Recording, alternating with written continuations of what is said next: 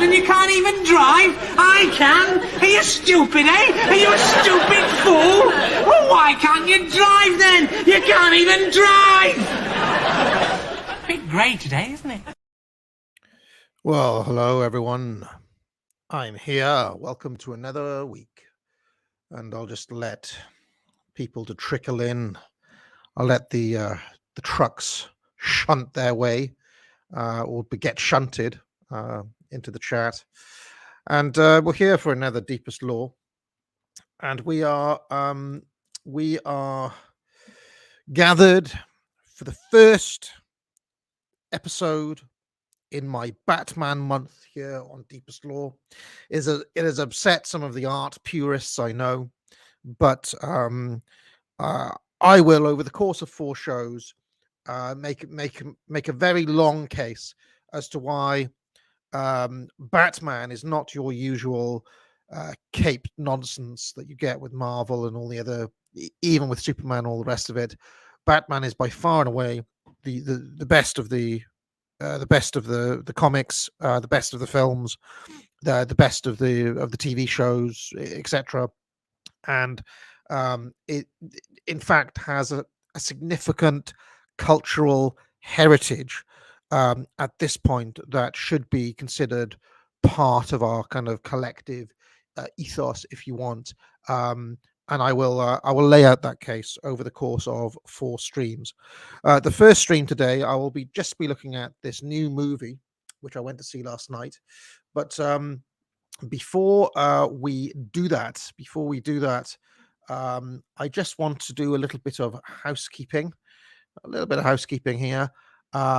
So let's have a look. Yes, it is also, today is the start of my sale, my spring sale. Let me see if I can find. I did have a graphic that I wanted to play. Hold on. Where's my spring sale graphic? Hold on a minute. I'll see if I can find it. Is that it? No, that was last year's. Sorry about this. I can't find it now. Oh, well, there's a spring sale on the academic agency. Maybe I have to upload it. Hold on. There's a spring sale on at the academic agency. You can get 25% off if you enter the code. Wait for it. Just looking for it. If you enter the code Easter25, it'll get you 25% off all products. And that discount stacks with the bundles. So, I mean, I haven't worked it all out, but if you've got the mega bundle with the 25% discount, that's a hell of a lot of money off the courses. Yes, and so that sale will go all the way until Mayday. Mayday. Walk barefoot on like Kunta Kinte. Yes, it will go all the way until Mayday. And then you probably won't get another sale until the midsummer, late summer, something like that. And then there's an autumn one and a winter one. I run 4 sales a year. So if you are a cheapskate or if you're hard up and you want a course, this is the time to pounce, as it were. Speaking of Easter, I'm in high spirits as per usual. Yeah, now people, I did a little burst of rap. And I will give brownie points to anybody who can name the rap that I did. It was by a well-known rapper. It's a song from the 90s. Who did the rap? Mayday, mayday, mayday, mayday. Walk barefoot like, and there's a word I can't say there, like Kunta Kinte. Who said that? Okay, so I'm in high spirits on Mondays as per usual because I tend to take AAA out on the weekends.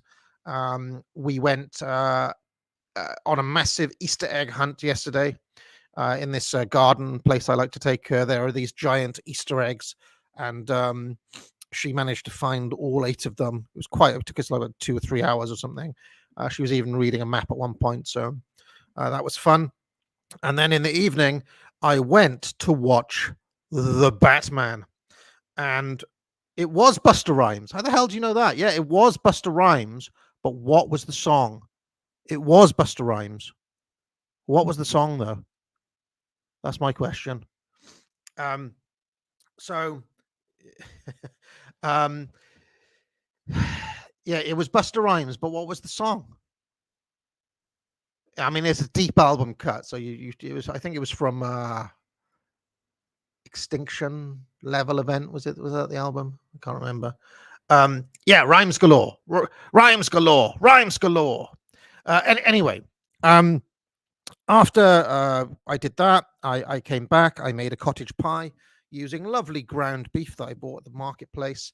And much to my surprise, AAA ate the pie, which made me even more happy because getting AAA to eat anything is very difficult. I mean, she never says no to yogurt. She never says no to ice cream. She never says no to chocolate. She never says no to anything sweet, basically. But try to get her to eat, I don't know, like a sandwich or some eggs or some sausage or anything, basically. And she'll be like, no, no, like that. No, thanks. You eat it. That's what she says. No, thanks. You eat it. Do you want yogurt? Yes, please. You know, this is the phase she's in at the moment. So the fact that she didn't just eat all of my cottage pie, but she actually asked for more. I was very happy because the number of times you cook a meal only for the toddler to not touch it at all is well, it's a little bit soul destroying, as I'm sure Poe will tell you, who's in the chat. Anyway, yes, after that I went to see the Batman, and I will I mean, you say it's a rare white pilled AA. I'm usually in a good mood during Deepest Law every single week. So I mean, you say it's rare, it happens once a week at about 3 p.m. Where coming off the weekend plus hitting the caffeine high of the Nescafe Gold I'm drinking coincide, and I suddenly am in a happy mood for about an hour of every week. Anyway, let me talk about, first of all, now I do have a whole agenda here. Hold on a second. And I don't know how long this is going to take, ladies and gentlemen. I also want to devote some part of this stream to preparing. So I'm going to be talking about the movie this week. Then I'm going to get more into the other movies and some of the animated movies next week. The week after that, I'm going to hit the comics. Now, and when we say deepest lore, I would say Batman has like one of the deepest lores of all characters. I mean, it goes back, what, 80, 90, 100 years at this point? I mean, when did Batman start? 1930s? 1931, was it? So, I mean, we're looking at a kind of a 90-year history, huge amounts of lore, many great writers, many great ideas, villains, the city of Gotham itself. There's so much to get into. And due to the sheer amount of material, I want to take some people along with me. So at the end of this stream, after I'm done with this review, I'm going to provide some resources where you can get comics, where you can download them for free if necessary. Not that I condone that. I recently bought this Paul Dini omnibus. It's about 1,000 pages long. I mean, it's a huge. It's like you could knock somebody out with it. So the omnibuses that you can get from DC these days are very nice, but they're also massive. So even if you own the comics, sometimes you may want to actually just read them on the screen for convenience's sake. Some of these books are massive. But I'm going to give like reading orders. I'm going to give websites that you can look at, chronologies, and just a few little bits at the end of the stream to help some people, orientate themselves, as it were. I've been reading through the 90s stuff. I mean, I'm currently right in the middle of No Man's Land, and I mean, there's lots and lots of interesting stuff, base stuff that happens in the comics, which I'll get to in 2 weeks' time. But okay, so how this stream is going to work, I'm going to do some spoiler-free comments, and then after that, anybody who hasn't seen the film and doesn't want it spoiled, I'll give them like a minute's heads up, and then after that, they can clear out. Okay, they can get out, and I will talk about the film properly after that. But anyway, on my way to the cinema, I hadn't been to the cinema for 3 years, not since. The last time I went to the cinema, I actually watched two films back to back. I watched The Joker and Once Upon a Time in Hollywood back to back in 2019. That was the last time I'd been to the cinema. Then, of course, COVID happened. Well, a combination, obviously. AAA was born in the December, I think it was.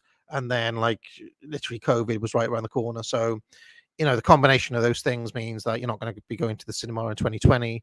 And then I haven't really, there's not that many good films out these days anyway. So I hadn't had reason to go back until this came out. And the first thing that struck me is that the tickets were extremely cheap. I mean, I remember tickets being like 12, 13, 15 quid. I got my tickets for £5.99, in a pretty decent cinema as well. So, yes. Did I watch right? Oh, sorry. As ever, the nerds in the chat have spotted a continuity error. And that is why these are the sorts of characters, Dr. Graham Negative. You're the sort of character, sir, who will delight in spotting the appearance of Crazy Quilt in Batman 400 Resurrection Night, or I don't know, spotting the fact that the Spook, a 70s supervillain, does a cameo like 30 years later. These are the sorts of things you can get into. But yes, Dr. Graham Narrative has spotted that The Rise of Skywalker came out in December 2019, and I did go and watch that. In fact, I watched that after AAA was born. How I got dispensation for that, I don't know, but I kind of chipped all my good boy, put all my good boy chips in, and said, right, I'm going to go and watch Star Wars. Goodbye. Anyway, so let us carry on.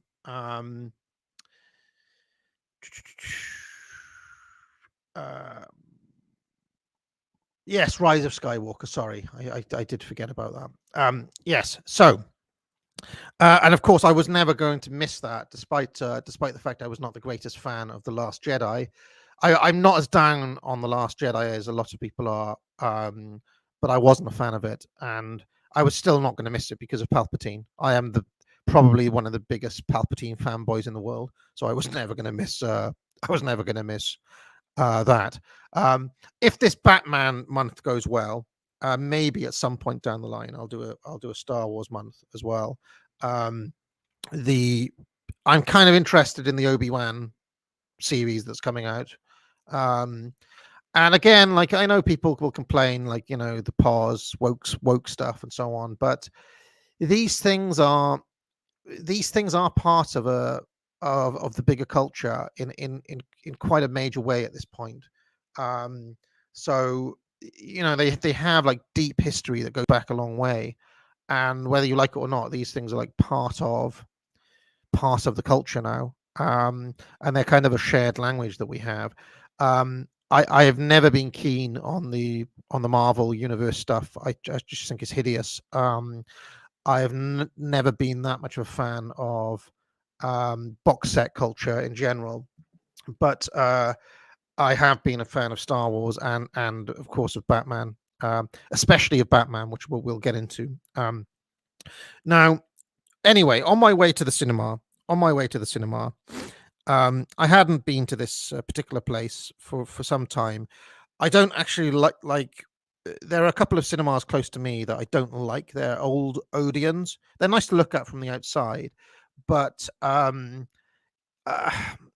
can I say, like, I don't know, there's always like popcorn on the floor and like somebody like kicking you in the back, and there's not enough room and so on. So there's this kind of multiplex I go to in a different town, and I hadn't been there, like I say, for some time, um, and I couldn't really believe the zoo-like conditions on the way in and on the way out.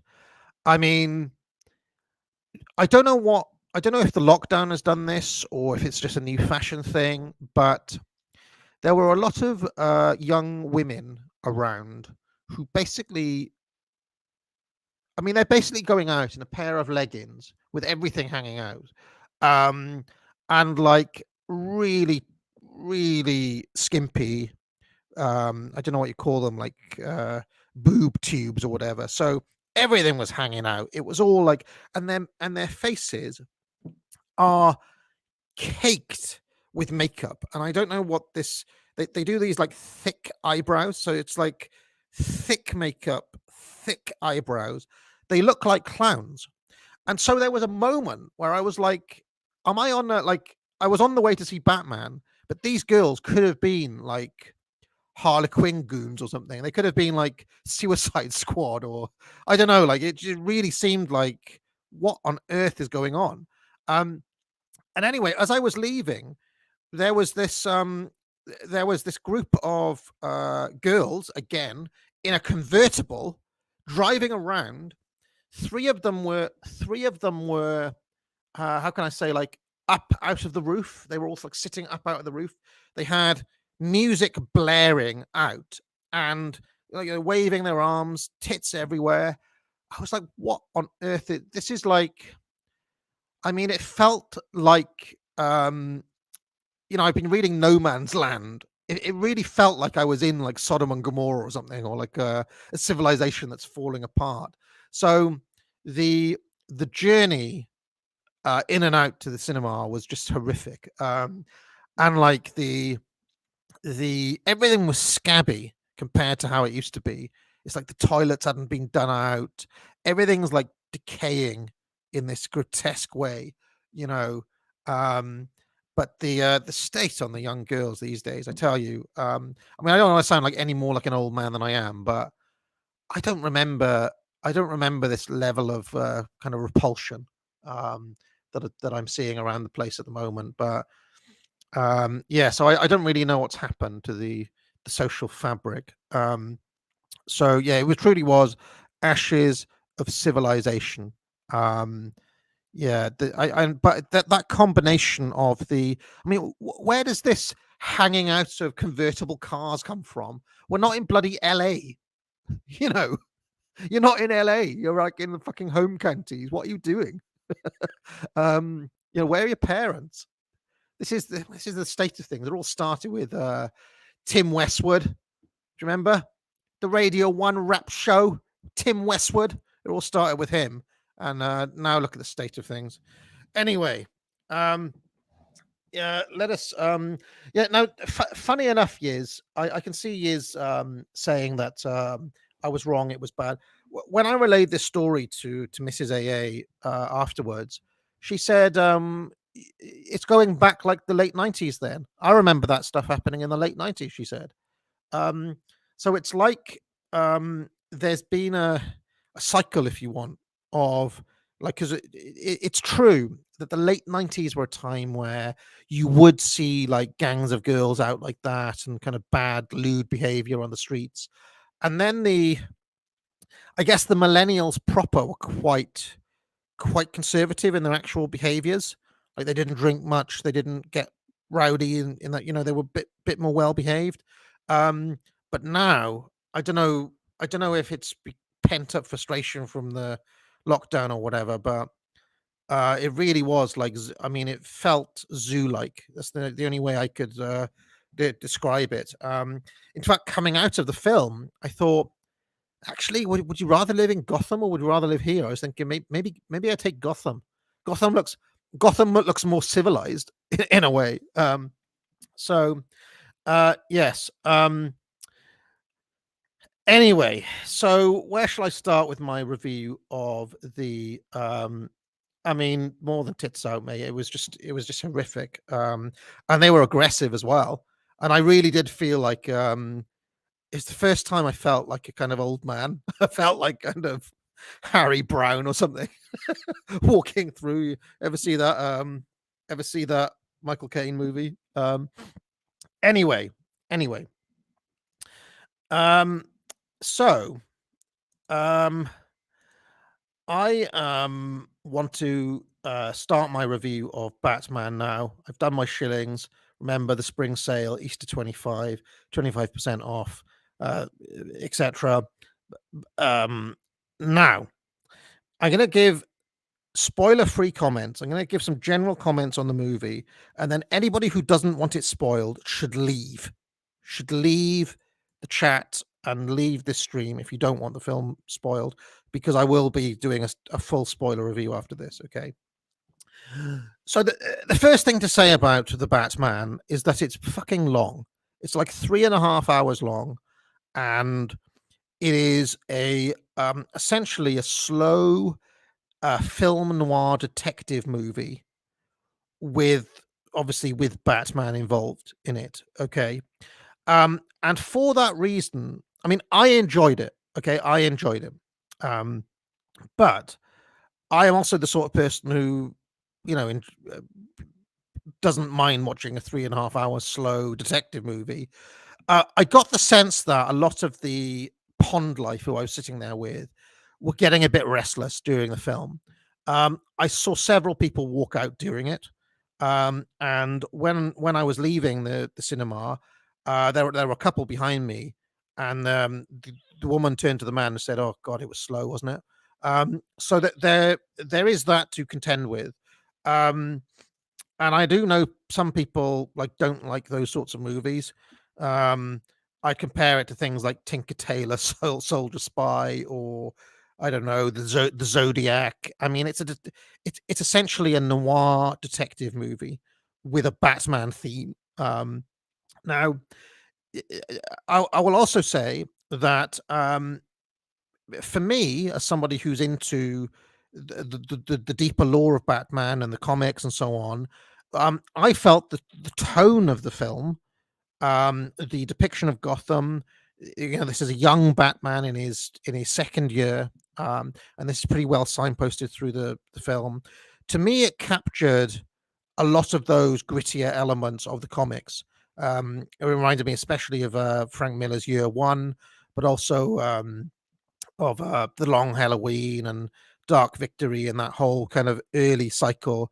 There's a few other books, like there's Shaman and Prey as well in the Legend of the Dark Knights, and that is the early Batman. And if you understand a little bit about kind of the standard chronology of Bruce Wayne and Batman as a character, um, he starts out very grim.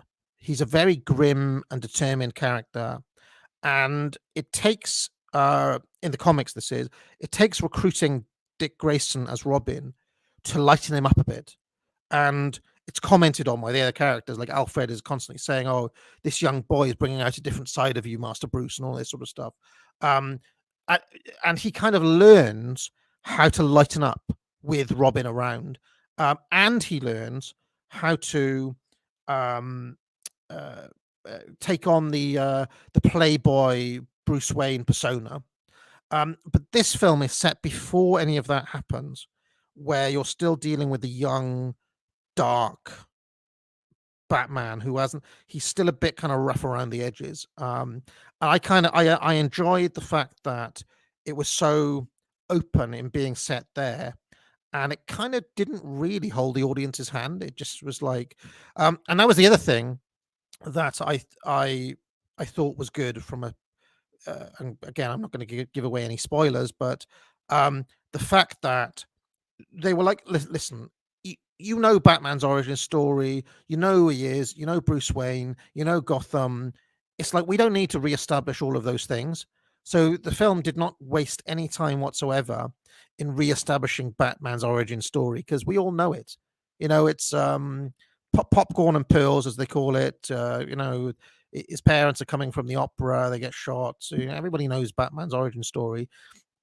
And the film was just like, listen, we know, everybody knows. He's been around long enough. You get it. Let's just carry on. You get it. It's early in his career.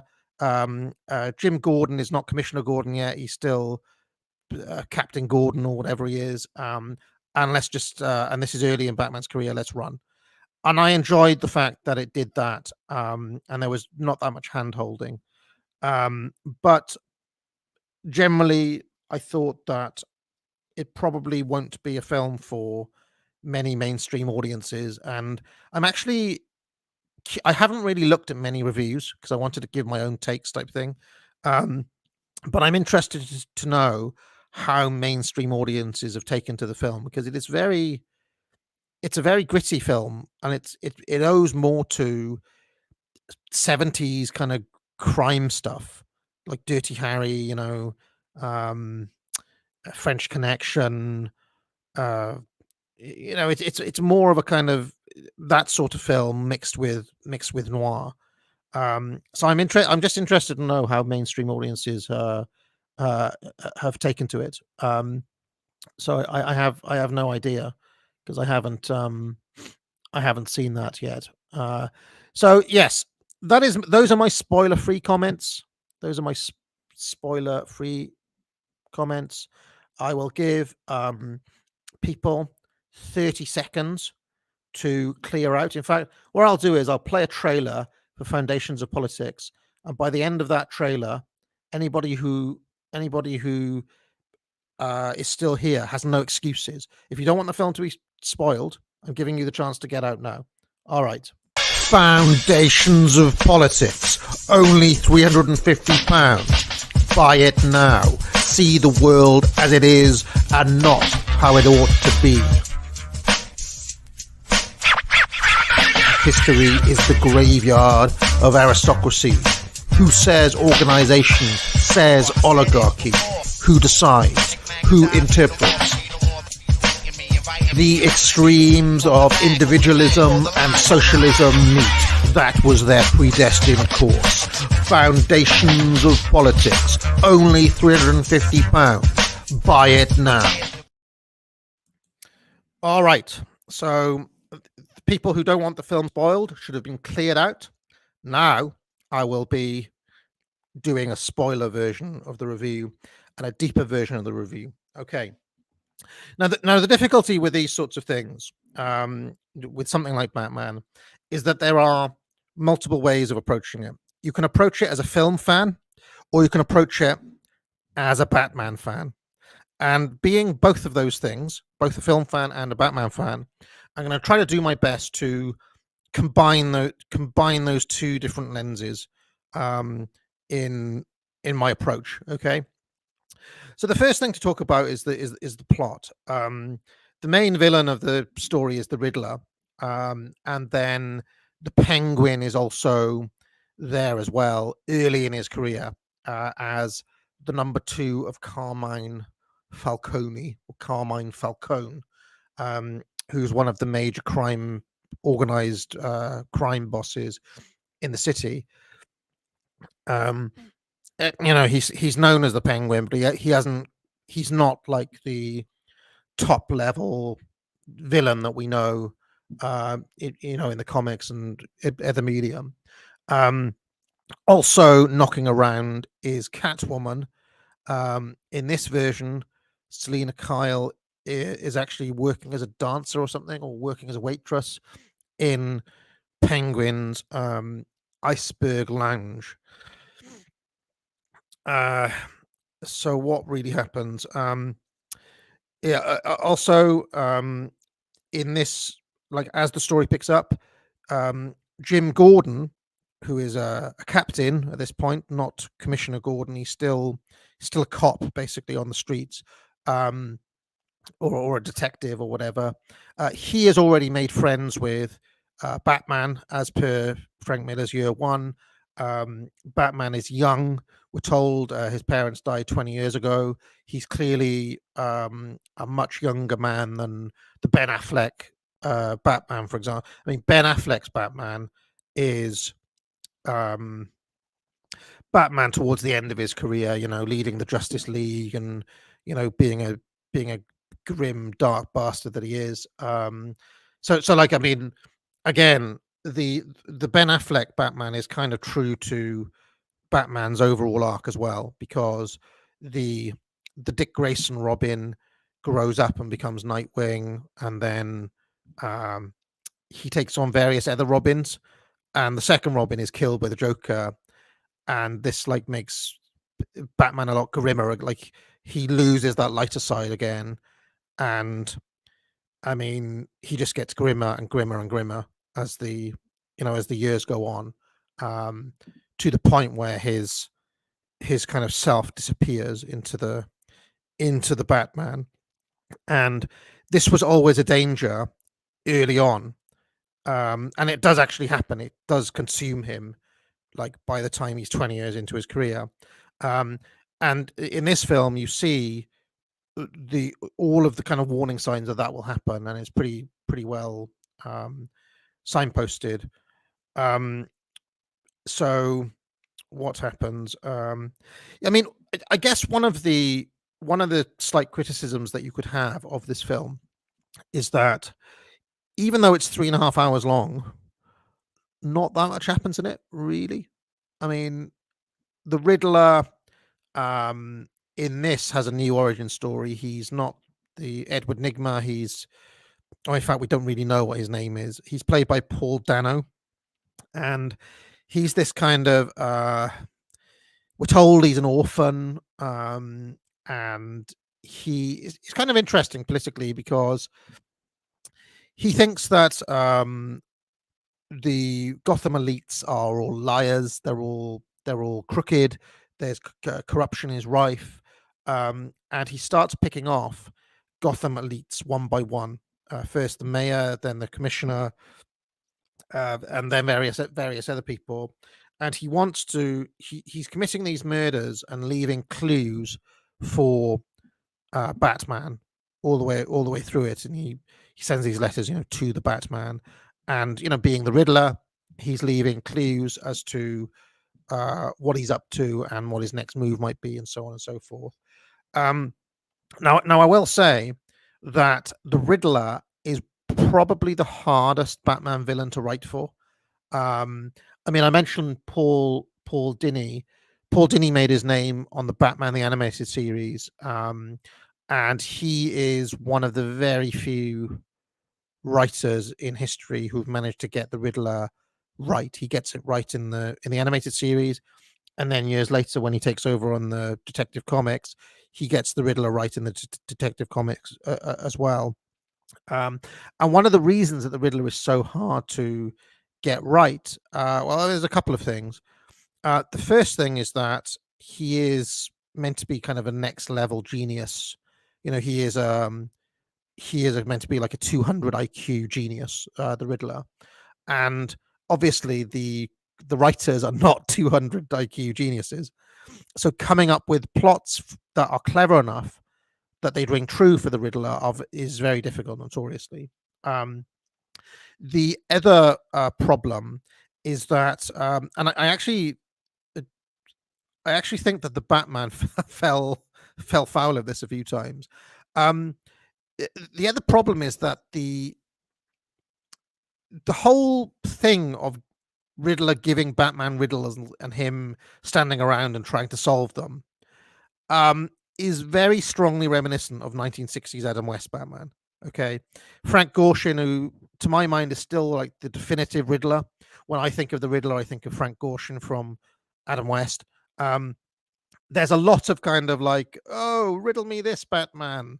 Why did the chicken cross the road or whatever? And Adam West is like, aha, I know, it's because, and it's this very like convoluted puzzle that the Batman gets straight away, which doesn't make sense to anyone else. There's this quality to it. And I actually felt that in this film, there were several moments where I was like, this is like straight out of 60s Batman. The only thing we were missing was, holy smoke, by Jove, holy smokes, Batman, we get it. Now, as we'll get onto in later streams, I actually dig the 60s Batman quite a lot, but that's not what they're going for in this film. They're going for this very dark, gritty movie. and there was this kind of weird tension between the between the kind of riddle setup and making it clever enough to be believable, plus you know maintaining this tone. Um, so yeah, that was a kind of interesting thing to watch play out. I also thought that the actual plot of the Riddler, I mean, I don't know. There's a few things in the film where you're like, hold on a second, this is meant to be the super 200 IQ genius. Like for example, at the end, it is it is suggested that the Riddler has worked out who Bruce Wayne is, who the Batman is, and in the comics this actually happens. The Riddler is one of the few people who's smart enough to figure this out, um, and he hasn't like he hasn't basically. Um, so that is a kind of weird swerve that happens at the end of the film. The other strange thing is that Batman is also meant to be like the world's greatest detective, and it's kind of cool to see him in detective mode. But there's a few times in the film where it's like, hold on, like Batman is at best a 7 out of 10 detective, and Riddler is at best an 8 out of 10 like super genius. What's going on here? So there are a few moments where you're like, I don't know, it just kind of felt a bit strange. But you could explain that away, I would say, by the fact that it's both early in Batman's career and early in Riddler's career. So they're not quite at the peak of their powers here, if that makes any sense. But it did kind of rankle with me a little bit throughout the film. Uh, so the other part of the film involved this kind of complex web revolving around this gangster called Carmine Falcone, he's a character straight out of the comics. Actually, he's in if memory serves, he's in The Long Halloween quite a lot. There are all these early in Batman's career. There are all these mobsters who are running Gotham, and then later on, obviously, the supervillains take over. And in fact, the other one, Sal Maroni, is it? He is featured in the comics as well. Here, Falcone, it transpires, basically runs Gotham. So there's this interesting. There's an election going on, and obviously the Riddler kills the incumbent mayor, and he's running against this black woman who wants. I think his slogan is "a real change, a real change." So there is this kind of populism in the air, and the Riddler is trying to expose the corruption in the city. And it transpires that Falcone, it doesn't really matter who wins the election. He basically runs the city. Everybody's corrupt. Everybody in a position of authority. Anyone who runs any of the institutions actually is bought and paid off by Falcone. So an interesting theme for 2022, without doubt. And I actually thought that whole side of the film worked very well. I thought they did that well. Penguin is his number 2 in this, and he runs the Iceberg Lounge. Now, the Iceberg Lounge was invented in 1995 by a writer called Chuck Dixon. These days, Chuck Dixon, interestingly, pals around with Vox Day. I think he works for Vox Day's comic. Like Vox Day has a comic line, which Chuck Dixon writes, which is kind of interesting because Chuck Dixon is he's not just any old writer. He basically wrote, I would say, 50-60% of 90s Batman and invented things like the Iceberg Lounge. And he has co-creation credits on a ton of characters as well. So the Iceberg Lounge, I think, first comes about in 1995. And Penguin transitions from being like a kind of old-fashioned supervillain of the week type thing to being like this semi-legit gangster who trades in information and other things. And whenever there's a crisis in the city, this is in the comics, Penguin is usually the character who is best poised to exploit it. So I'm reading this no man's land thing at the moment, and Penguin is almost like the king of Gotham because he has managed to find an outside line, and that is hinted at the end of this movie. In fact, there was pretty strong echoes of No Man's Land at the end of this. So yeah, I mean, all in all, it's kind of an interesting plot. I'm just not convinced that it was 3.5 hours worth of a plot, and I am not convinced that the genius levels of Riddler and Batman were, they, on either case, they were not quite up to where they should be. I thought, from a Batman fan point of view, but still, like, it's a decent plot. There are also some very interesting elements where Batman is continually confronted by the fact that his view of the world is naive, and this is where I'll get into the lore a little bit. Let me just get into the lore.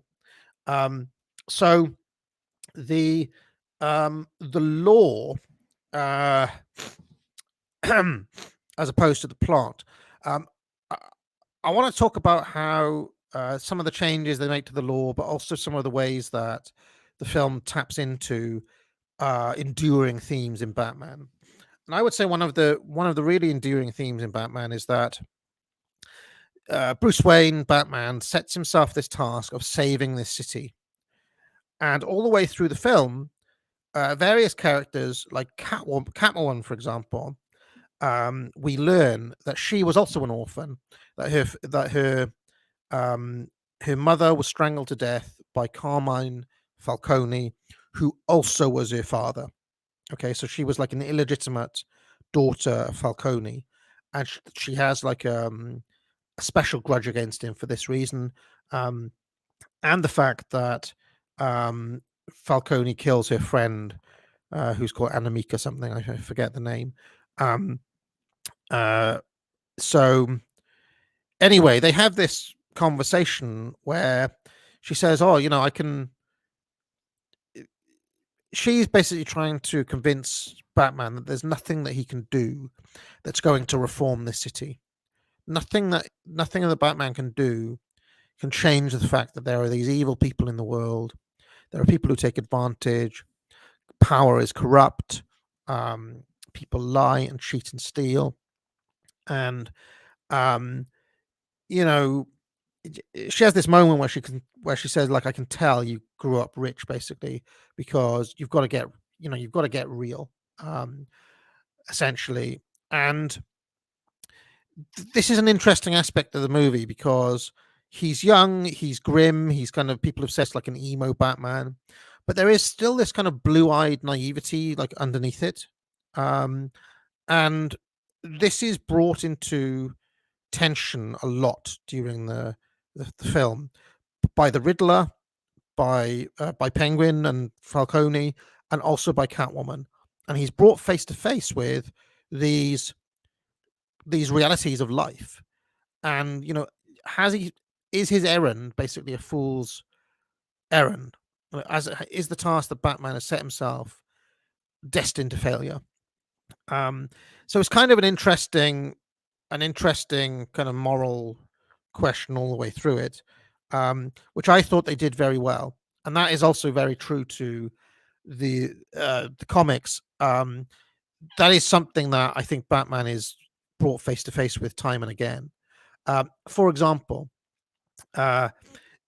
during this movie, Falcone is removed. Like he ends up being killed by the Penguin, and his web of power basically is going to come to an end but of course, in the real world, it's not as simple as just removing it's almost like a child's view that if you remove Falcone, that's going to, suddenly, good times will be restored to Gotham. And it is strongly hinted at that, more sinister elements, even darker elements, will move into the power vacuum. Strongly hinted at by the cinematography that will be the Penguin, who in many ways is a more ruthless character even than Falcone. So, in a way, is it the better the devil you know than the devil you don't know type thing? But it also shows that Batman's efforts have been basically for nothing. Like, he saved the city from the Riddler's plot and from Falcone, but is that going to stop people being corrupt? Is it going to stop crime happening, etc., etc.? And another part of the film is that as he's going on this kind of learning journey, Batman transitions from being like vengeance. Everybody he calls himself a vengeance during the film. And his motivation changes from one of vengeance to one of representing hope for the people of Gotham, hope that there's somebody there for them, in this really dark world where everybody's corrupt, everybody's evil, that at least one man is looking out for them. That's the basic idea. But I find that being Batman's thing interesting. I recently read a story during the Road to No Man's Land saga where the Joker kidnaps a girl, puts her in the trunk of a car, tells Batman he's got 20 minutes to save this girl's life, and Batman sets off, knowing that the girl is probably already dead, and that's the joke type thing. But he gets there. This girl is like in the bonnet of a car, taped up, still alive. So Batman goes back to Arkham Asylum and confronts the Joker again. Who's like, Joker, what the hell? She was still alive. What are you doing? What's the catch? What have you done? Type of thing. And Joker says, well, here's the thing. You expected her to be dead, but knowing that she was alive gives you hope for the next time. And that's the one thing that you shouldn't have, basically, according to the Joker, is hope. i.e., hope is the thing that will continue to torment Batman forever. Because as long as he's got that hope, he's in this kind of Sisyphean battle with likes of Joker who are just going to do this shit over and over and over again. And it's kind of interesting, like, how things turn out, because if you go by stats, Batman fails badly in the comic. Like, I mean, Gotham's population is halved. Then they have 2 plagues. Then there's an earthquake. Then it's decommissioned by the American government. Then he's a fugitive. Like basically nothing goes right for Batman in the comics. And even in the movies, if you judge him against like the record of like, well, what's the crime rate of Gotham? It's the most crime-ridden city in America. There are all these psychos. There are all these insane people, murderous lunatics on the streets. Why does he carry on going, basically? And it's out of this misplaced hope, I guess. But there's a question as to whether sometimes does he really make a difference, or does he actually make things worse? So this is something that the film grapples with, that I would say is deep in the lore as well, and I kind of enjoyed that, because it's a core part of what makes Batman so interesting, because it's never the kind of superhero blue-eyed, like Superman turns up, uses his special powers and saves the day, yay. It's almost never that in Batman. It's always like, okay, we've temporarily stopped the rot, but entropy is always coming. And this is what makes me truly believe that the entire ethos and lore of Batman is hold on a second, is reactionary in nature, i.e. that there is perpetual evil in the world. You can never cure it. It's this tragic vision of man, and the only thing that Batman can do is temporarily stop the dam, like temporarily plug the hole. But and he knows, and everybody knows, it doesn't matter how many times you put these guys away, they're going to be back next week, or there's going to be some new threat, or there's going to be something. And in fact, the Penguin is a very interesting character, because he represents that perpetual corruption in the city. And in fact, Penguin, it, both in this film and in the comics, manages to reach this place where the law can never touch him. Really, Penguin's kind of operates above the law, or operates outside of the standard rules. So he's very seldom actually put away into a Blackgate penitentiary, or he very seldom sees justice anymore in the comics, because he's this kind of semi-legit corrupt corrupt element in the city. And that force is something that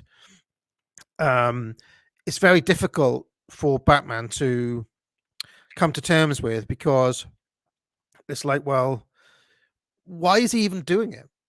All of the elites are corrupt. All of the elites are rotten. So what's he fighting? Like, why is he fighting for this city? Who's he fighting for? What's worth saving? And this is a question that we ask again and again with Batman. And I also think the people watching this and us, like, we talk about like saving the West and so on. Well, what are we fighting? Like, what do we want to? Like, why not burn it all down?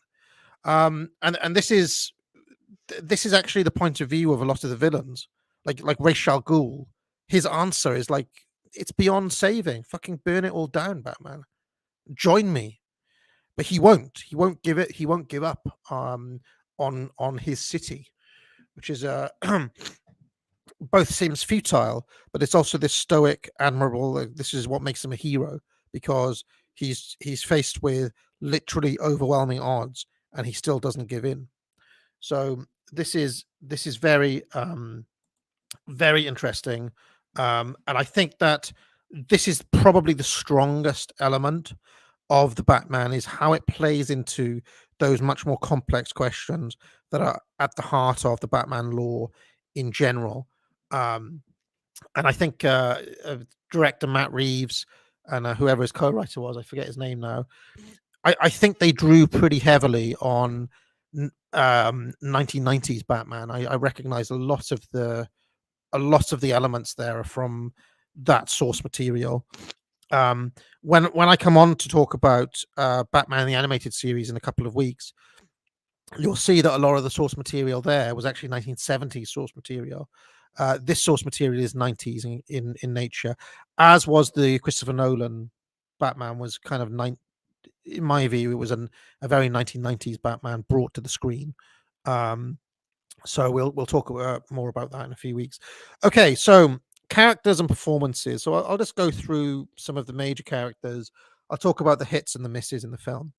So first of all, there is the Batman himself, and I'm gonna have to bring up the cast list here to help remind me of some names, because apparently this guy was famous for doing Twilight. Is that right? Right? He was in Twilight. I never watched the Twilight movies, but I think that this is behind this emo Batman meme, because this actor Robert Pattinson made his name in Twilight.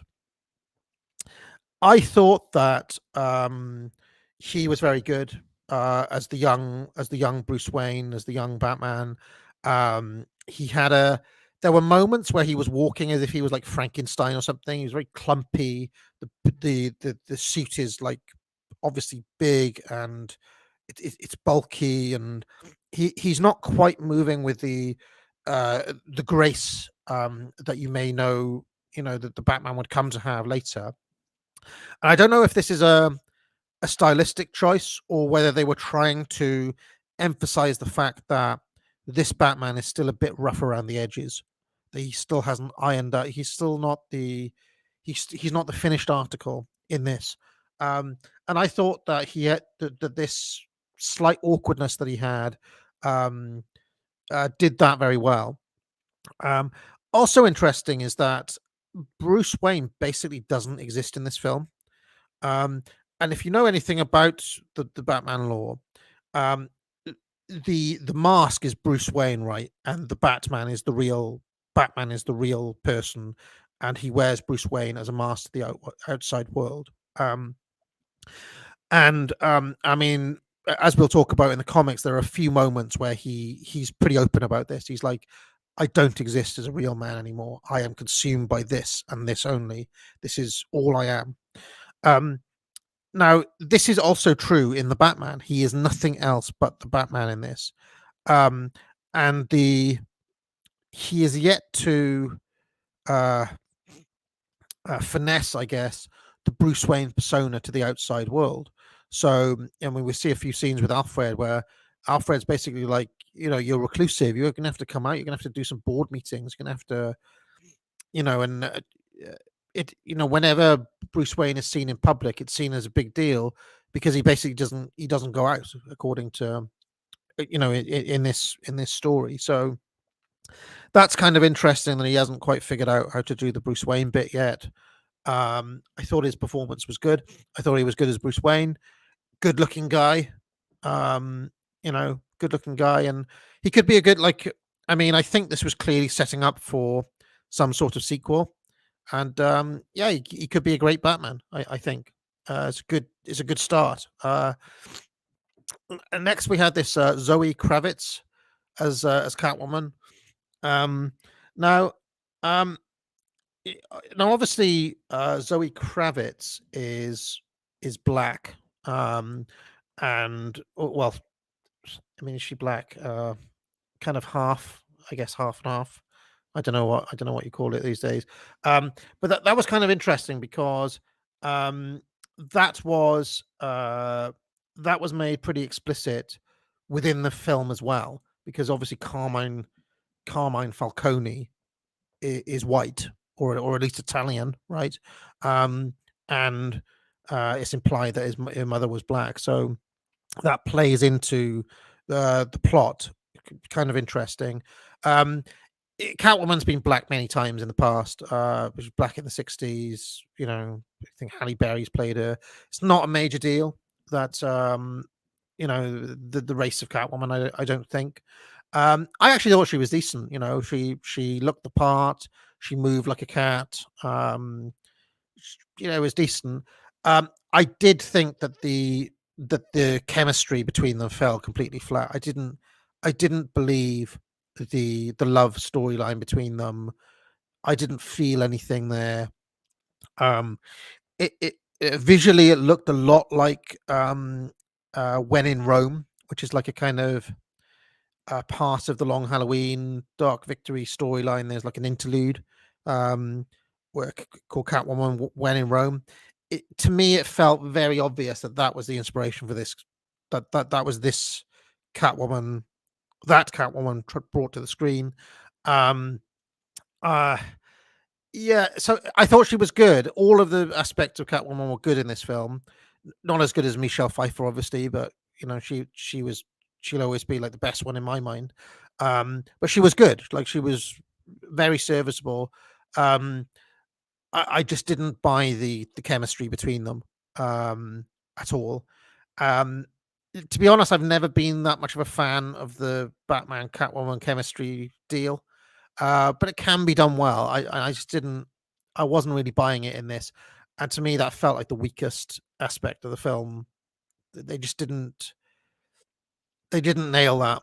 I think the Pattinson didn't look very like he just didn't seem interested enough, and I think for it to work, there has to be that kind of spark, I guess, from Batman's side, and here he was just completely flat against that. So I didn't buy that part of the film.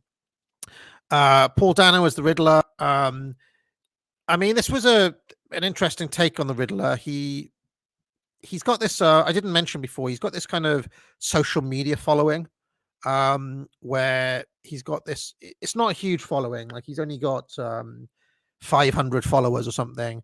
So it's presented as being fringe and slightly lunatic. Like, they're just this kind of hardcore group but he's got a following basically, who enjoy watching him like torture and kill Gotham elites. And I mean, it's clear that these elites are corrupt. I mean, like that much is clear. And I've talked already about that. That said, there were elements of this Riddler that I didn't like. Obviously, you don't get the classic Riddler suit or the hat and the cane. He wears this kind of mask, sack thing on his head, and like on paper, Paul Dano is like a perfect Riddler. He's nerdy. But he chose to give him these like weird vocal inflections where it's almost like semi-autistic rage at certain points. Like he kind of rees. I know that sounds weird to say, but and so he's kind of quite demented, I guess. And I don't know. I mean, I think people will probably start, talking him up as a definitive Riddler or whatever. But for me, the part of what makes Riddler such a compelling villain is his kind of cold, calculating, that side of him. And I felt that Dano, or the choice to play him, like he's a little bit spurgy for my tastes, and I would have preferred him to be just a little bit more ice cold in certain scenes, rather than this kind of demented autistic spurg, which is how Dano played him. There was one scene which was reminiscent of that famous painting. I had a copy of it in my office once. Night Hawks at dinner, or Night Hawks at the diner by Hopper. Is it? I used to have a copy of it up in my office. But there's this scene where he's just kind of sitting at this diner, stirring a cup of coffee, waiting for the police to arrest him because he's already put his plan in motion. And this, to me, gave a glimpse of the Riddler I would have wanted to see from Dano. But unfortunately, they just kind of overdid the Spurg element for my tastes. I mean, if you want to see the Riddler done really well, Batman animated series does it well. I honestly still think the 1960s Frank Gorshin series did the Riddler well. I mean, I know it's a different tone, but that gave more of an element of the sort of like I don't know. I still feel like we haven't seen like the Riddler truly brought to screen because of this choice that they made to make him so spurgy. He's an interesting character. The Dano Riddler is just not like the Riddler. Also, there's an interesting scene at the end. And again, I'm giving this spoiler version where he's in Arkham Asylum, and he has this little like back and forth with the Joker, suggesting that he might actually come back, which would be interesting. So it could be that this Riddler, like morphs into the Riddler we kind of know after this initial caper type thing. It's possible because they've certainly given. I think there's a direct line of dialogue where the Joker says everybody loves a comeback, basically. So it's hinted that the Riddler might come back. They did a bit. I mean, the Scarecrow comes back between the Nolan movie, so there's no reason why he couldn't come back. It was also hinted at that the Penguin is going to stick around as well. I think I read that there's going to be a HBO series based on the Penguin. Interesting, but it seemed like if in any sequel the Penguin would be around as well. So maybe we'll see both Riddler and Penguin again. Then you had Jeffrey Wright as Gordon. Now, again, Jeffrey Wright is black. Gordon is not typically black in the comics. However, it didn't really matter, to be honest. He's wearing this kind of cardigan all the way through it, and he's aging, and he just felt like. I mean, to me, it just felt like typical Jim Gordon, right? He was true to the character in my book. I thought he was perfectly fine. Probably the best Gordon in the movies was Gary Oldman. Certainly, Oldman was closest to the Gordon in the comics. But this Jim Gordon was absolutely fine, absolutely fine. I thought the portrayal of Falcone was fine as well. John uh, Turturro. I mean, an interesting choice. He was slimy. He was obviously aging. He gave the sense that he'd been there and done it. A man of fear and power and so on. I thought they did a great job with it. Um, the only kind of oh, I haven't talked about the Penguin. Colin Farrell plays the Penguin. Completely unrecognizable. You'd never know that it was him. In fact, you completely forget that it's him watching. Even though I knew it was him, you forget that it's him. He reminded me of like a Robert De Niro gangster, essentially. Do you remember when Robert De Niro puts on all that weight in at the end of Raging Bull, and he's talking like he has a lot of those kind of classic New York gangster elements to him, the way that Colin Farrell plays Penguin. Again, like to me, definitive Penguin on screen is still Burgess Meredith from Adam West 60s Batman, just because it's classic Penguin. Obviously, this Penguin wasn't like doing the quack quack, and he didn't have like his long cigarette thing. I read somewhere that Colin Farrell wanted a cigar, and that the studios wouldn't allow him to have a cigar, which boggles the mind. But I mean, he probably should have had a cigar. But other than that, this Penguin.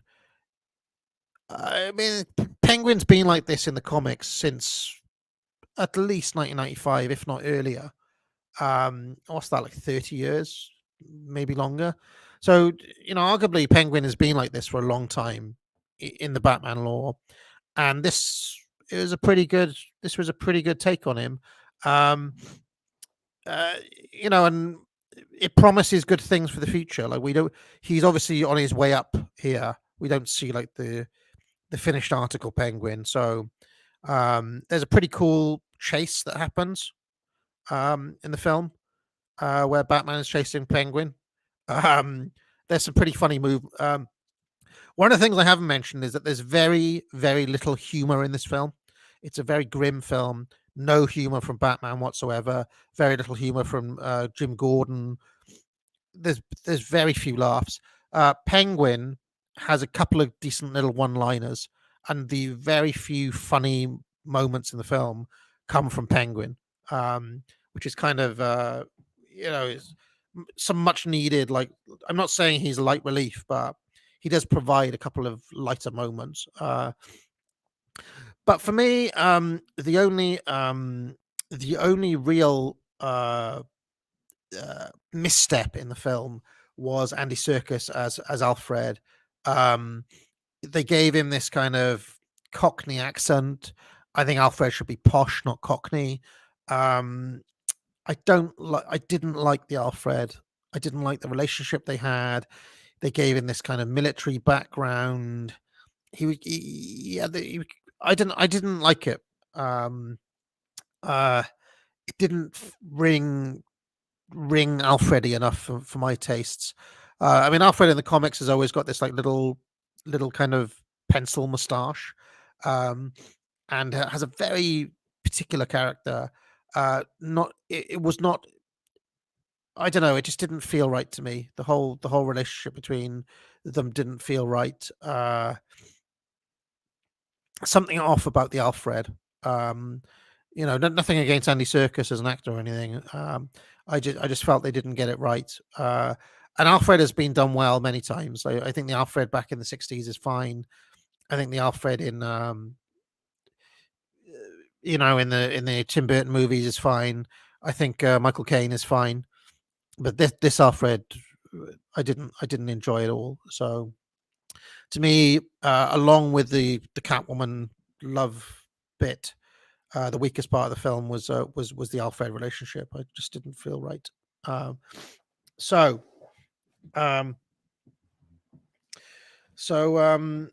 yeah, let us continue then. So, directorial decisions. I don't have much to say about this. I thought the film was, I mean, probably could have been about 20 minutes, half an hour shorter. And the thing is that I'm not sure where that time went or where that time could be taken from. But it's just like it takes forever to get nowhere. Like I mean, as long as I've talked, there's not that much plot really. It's just that they are solving Riddler clues for like hours. They're just like a Riddler's done a thing. Now there's a clue. Now the police convene. There's a tension between the cops and Batman. Gordon steps in. They solve a clue together. Rinse and repeat for like 2 hours, and then there's the finale essentially. So, I think the pace could have been picked up significantly throughout this movie. I'm not against long films, like Lord of the Rings, for example, like needs its length. I'm not convinced that this justified its length. Could have been a bit pacier. So other than that, it was fine. I didn't really have any other notes. I thought the score was fine. But at times it did feel a little bit televisual, if that makes any sense. It's televisual. What do I mean by that? What I mean is, on the big screen in the cinema, you want things to be cinematic, and this felt for long parts of its running like a television police procedural drama. So there was that. That said, the action sequences were done, dealt with perfectly well. I liked the fact that everything felt like crunchy and real in this. This was not a kind of plastic CG world. Everything was like proper iron, proper glass, proper things breaking. It felt physical. It felt kinetic. It felt analog is the word I'm looking for, not digital. So, I mean, if there was CG used, I didn't notice it. So I enjoyed those elements of it. Felt real. His Batmobile was cool, so all of that was fine, but a bit slow. Political considerations. What I mean there is that, like, even before I started this, people were saying, "Oh, well, more woke nonsense. It's woke." I don't get that at all. I didn't see any wokery in the film at all. Yes, there are a couple of characters are black, but I mean, in a way, you'd say, well, that's kind of true to life at the moment. Like, you'd expect a city like Gotham to have black people in positions of power, and that's just reality of look at New York as an analog, for example, and count the number of black people in positions of authority. So that bit of it didn't really bother me at all. The one line that people will point to is in a bit of dialogue between Batman and Catwoman, where Catwoman says, she's going on this spiel basically about how people like Bruce Wayne and the elites of the city, they don't understand the plight of someone like her, who grew up hiding in the changing room of her mother, who was reduced to working for gangsters basically and was killed by gangsters. And she says something like, all these like white privileged people, something like that. And obviously, she's talking to the hero of the movie, Bruce Wayne, who is literally a billionaire, right? So a lot of people have been like, well, this woke line shows like the true intentions of the film or whatever. But I didn't really take the line like that at all. I thought that the film provided a context in which it kind of made sense for that character to have that view. Um, you know, she was she's someone who's grown up on the streets, and it just seemed like it would be something that she would say. It didn't feel an unnatural line to me in the context of the film. I also am not convinced that the film endorsed that. Um, like I said, there's a black politician in the film who's running to be mayor, and she has this moment where she's like, ready to take charge during the finale when the Riddler's plot is like flooding the city and flooding the stadium that they're in, and literally she stands out in front of the microphone and the Riddler's guys just shoot her. So it's just like, also, it's made pretty clear that she is as corrupt as anybody else. So I do not think that the film necessarily endorsed that line from Selena Kyle.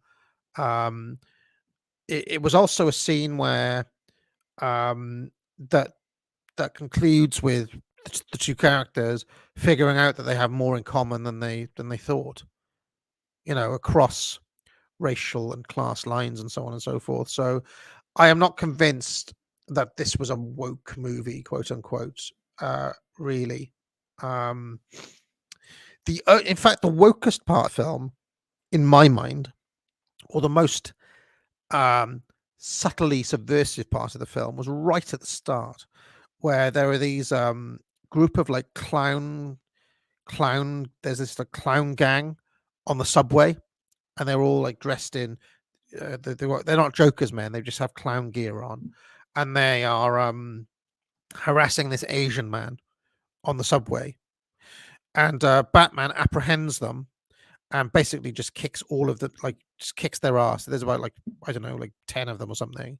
But anyway, the film gives us this point of view character, this point of view character who has half of his face in clown makeup and the other half, has been rubbed off or whatever. And that point of view character is black, and he basically watches the Batman kick all his friends in, and he has fear in his eyes, and he runs away. And the reason that is subtly subversive is because your point of view character, the emotional way into that scene, was through the eyes of a black man, and he was the one guy who had a pang of conscience, as opposed to all his gang mates. That is the only slight moment of wokery in the film, in my eyes. And even then, it's a stretch to say that, I would say. You could easily say, well, yeah, but also not. So, yeah, I don't think that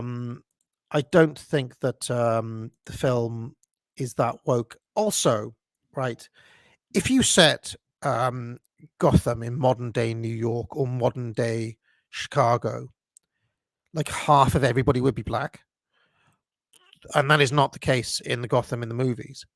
The Gotham in the movies has mostly white people, so it's just not the case. It's not the case that this is woke. I also just think, because of all the stuff that I said already, that the framing of Batman is so inherently right wing that no matter what the writers do, they cannot really escape they can't be true to the law or the character, and go woke, if that makes any sense, because the underlying material just is not woke. There's no way you can make it woke, and if you do, it would just I think DC know it would just destroy the franchise. I think they just know it would. I think it would just, like, all the writers would quit and so on, because it's the one, how can I say, like, the one universe that they've managed not to fucking wreck, as far as I can see.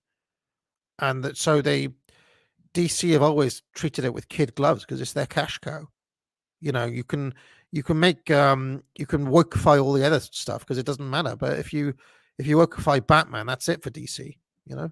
So I mean, maybe I'm wrong. People saying it's completely pro order, pro police, pro system. If it's pro order, pro police, and pro system, why does Batman have such a difficult relationship with the police, and why does he operate outside the law? He is for order. Batman is for order, but then of course we are also for order ultimately. So I mean, I will explore that in subsequent weeks. But there we go. All right. So, yeah, I mean, people talking about a backlash. I mean, how can I put this? I don't know. Batman and DC have got extremely loyal following, especially the Batman, both in the comics and outside of it.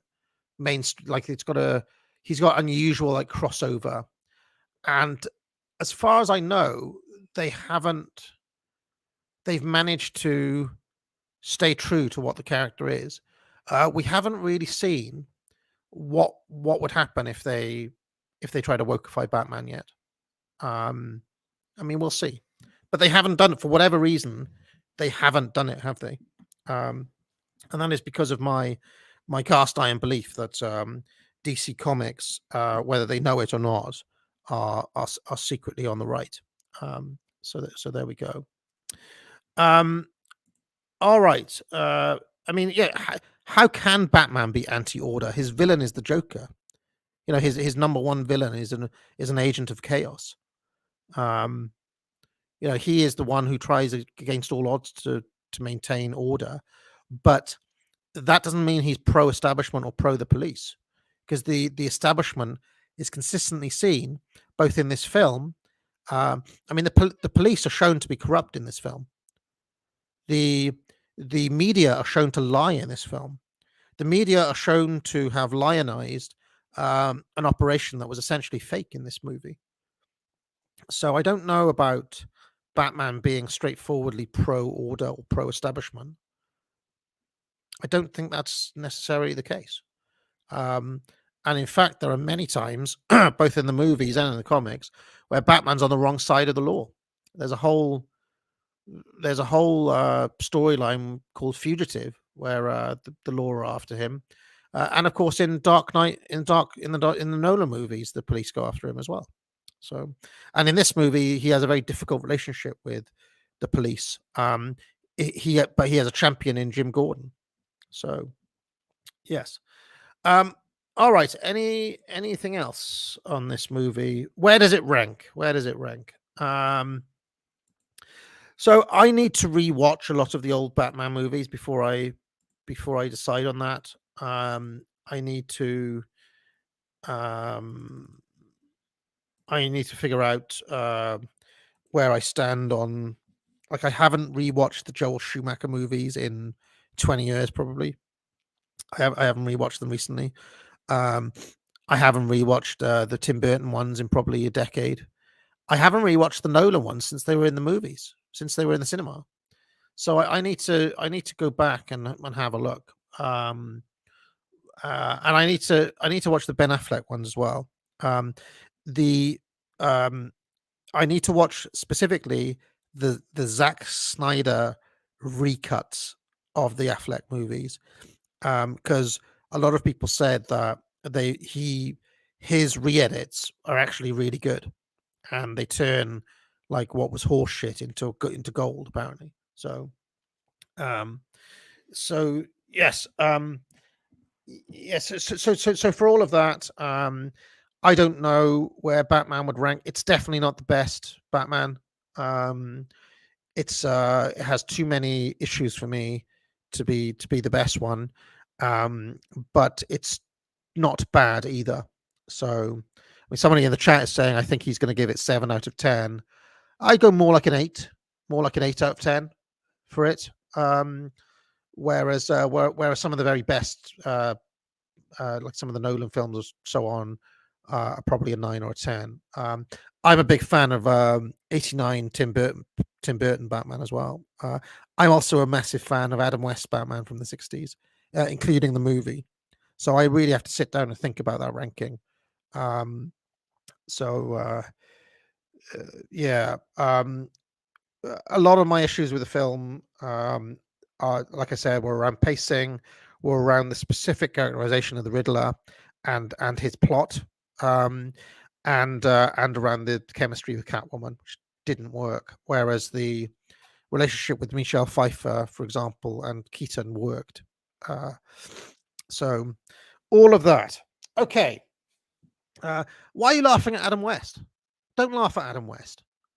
Adam West was a fantastic Batman. 60s Batman was amazing. Okay, it was a different vision. It wasn't Frank Miller's Batman, or it wasn't 90s Batman, or wasn't. But for what it wanted to do, it was absolutely phenomenal.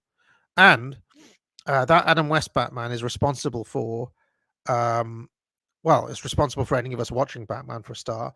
But it's also, like, for me, as someone who watched it when I was a kid. I mean, it's definitive Penguin, definitive Riddler. Many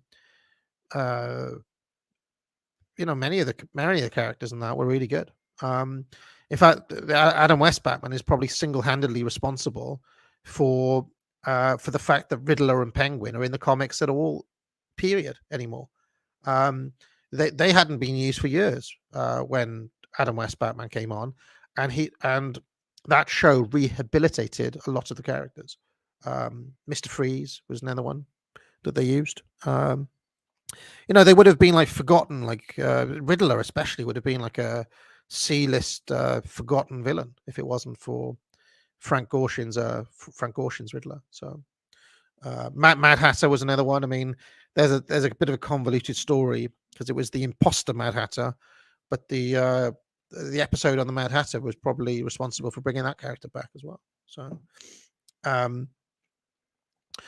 to me, do not mock the Adam West Batman. I hate it when I see people people make fun of that, because it's very good.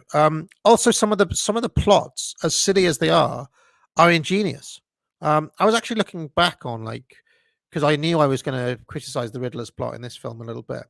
I was actually looking back on, what are some of the best Riddler stories in history? And I actually think a lot of the best ones were Silver and Bronze Age, especially the Bronze Age Riddler from like Steve Englehart, Denny O'Neil, that kind of era.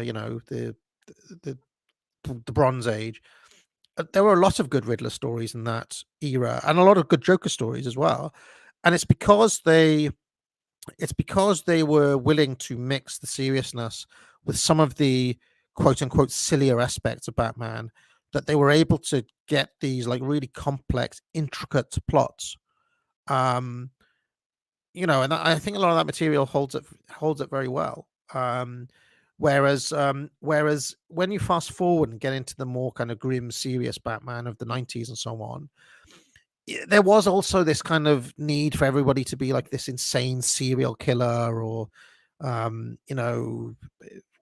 go into all this kind of psychologizing and Arkham and all of this sort of stuff. And it's like, well, a lot of that 90s kind of feel, that 90s urge to psychologize and so on, and ends up with plots not being as clever as they could be, if that makes any sense, because they're delving into the backgrounds and the psychology and all the rest of it.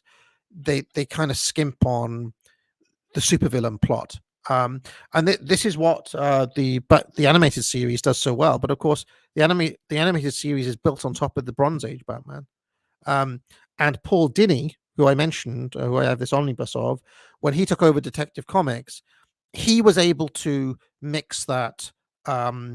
He was able to reconcile the grim Batman with the sillier Silver Age Batman, and that's what makes a lot of his stories click. The same is true of Grant Morrison. Grant Morrison had a very well rated run on Batman. I think you can get 3 omnibuses worth of it now. But he also got that as well, and he was always able to connect the sillier Batman with the grimmer Batman. Because if it's only one or only the other, I think you're missing something. So I do think that people shouldn't write off the Adam West stuff as much. Okay, now I'm going to do some super chats in a moment, but before I get to that, shall I share some resources for later on, because this is going to be a Batman month. I'm just going to share my screen a moment. I'm currently on the Batman Wikipedia because I was looking up the cast list. But if I share, hopefully you can see all of my screen. Can you see my whole screen? No, hold on. Let me share my whole screen a minute. Entire screen. Here we go. So, if you can have a look at this tab here, Batman. Do you see the tab? See the Batman tab, folks? If you're gonna come onto this deep dive with me, both for the movies and for the comics and for the TV show and so on, there are some resources that are necessary, especially if you're going to read the comics. You need to really get into the comics. You basically need these things on like hot dial next to you all the time. So in terms of actually getting comics, there's a very good website called Get Comics. Get Comics. You can type it into Google, and that has a lot of digital versions that you can just download.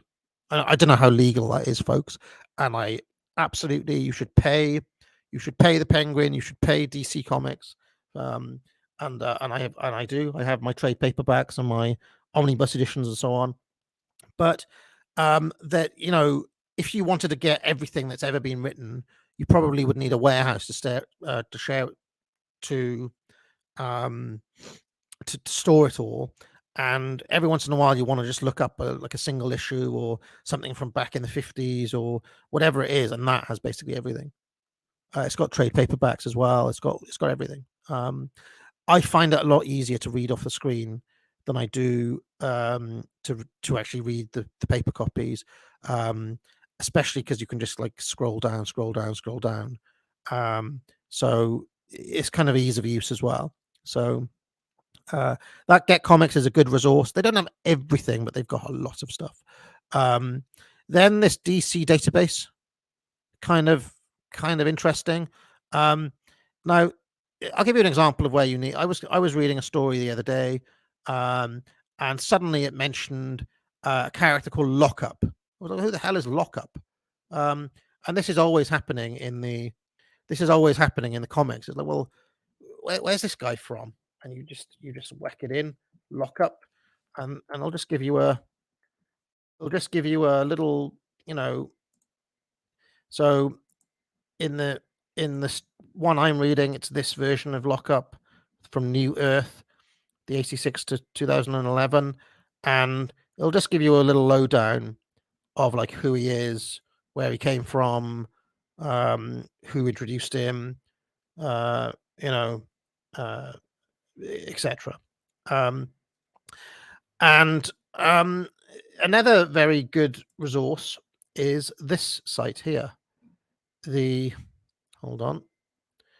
DC Chronologies, the DCGuide.com Chronologies site. And I'll tell you why this is so useful. Now, let's take a character like, I don't know, Crazy Quilt. I was reading a story the other day called The Last Arkham, where Crazy Quilt was kind of in the background. Well, where did Crazy Quilt come from? What was his first appearance? And this site is good because it basically gives you all of Crazy Quilt's appearances ever. He was introduced in 46 in Boy Commandos, and there he made his modern reappearance in 1979. Batman 316. He came back in 368. There he is in the last Arkham look, hanging around in the background. And so this site is very handy for quickly navigating stuff like that. Okay. And then you can. So I find these two sites, the DC database and the chronology site, very handy indeed, because there's going to be references you don't get or stuff you need to look up all the time, and those two sites help you navigate. In some of the older comments, the editors are quite handy. They kind of give a little asterisk and they tell you the issue that something happened in a flashback. But as things go on, they tend to do that less and less. So you kind of need these resources. This Batman wiki is a kind of tertiary resource, I would say. I actually find that the writing on this site is a little bit dodgy. Like there's typos and it's not that well written. But it's sometimes it has stuff that you can't find in the other two. Then there's this Chronology Project that basically helps you figure out when things happen in Batman's career. Like I'm reading No Man's Land at the moment. I'm pretty sure that happened in year 16, for example. And it just kind of, somebody has really autistically gone through absolutely everything that's ever been written. Like there's Cataclysm. Look, I read that a while back, and he kind of itemizes it all and explains what happens when. So, because it can be really confusing if you're following through. The other thing the other site that is handy is this reading order site, Comic Book Herald reading order, where so you can just, like, I don't know, if you want Bronze Age stuff, it's there. But if you want to follow like the main Batman from year one, it's like, well, it's got the order. I'm currently doing the No Man's Land run here. There it is, Cataclysm, Road to No Man's Land, volume 1 and 2, or 5 volumes of No Man's Land, depending on the edition that you use. And then you can just follow the main storyline, and it cuts out a lot of the kind of random one shots and random, and it all goes all the way until the New 52, and then they do a kind of soft reboot. There's the Grant Morrison stuff I mentioned, etc. Okay, and then the other things that I found handy actually are Wikipedia. So, like, I don't know, Batman Shadow of the Bat. That was one of the books in the 90s. There was Batman, Detective Comics, Legends of the Dark Knight, and then there was Shadow of the Bat in the background. These tables on Wikipedia are really handy because it shows you where all of the editions are collected. If you want to buy them, but also if you can't find them, loads of these are out of print and so on, then you can just look for them on Get Comics if you need them, for example. So, I don't know, I was reading something that referenced this last Arkham storyline. I was able to find it by, knowing that, well, I can look for that, and, the Get Comics has got one of them, so. All right, so that was just something that if some nerds, like the handful of nerds that are going to come along with me in a couple of weeks' time, those are some resources you should bookmark. Okay. Now, what else? Yes. The autism, Jack. I mean, the thing is, folks, that this is one of the things that you have to appreciate. Well, why does Batman appeal to us? Not only us on the right, but us autists. It's because he is obsessive too. You know that if Batman was a comic fan, that he would do that as well. All right. Shall we hit the super chats? Swick says, "Isn't it strange that in the era of everything gay, that the gay overtones of the dynamic duo still seems taboo for cinema?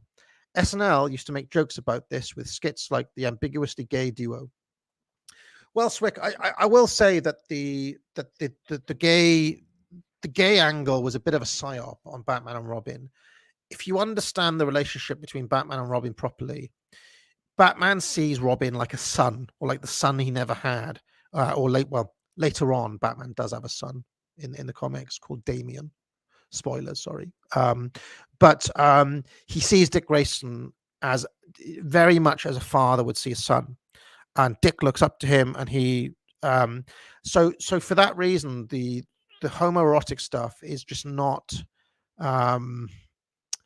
It's just not. It's not right. It's not.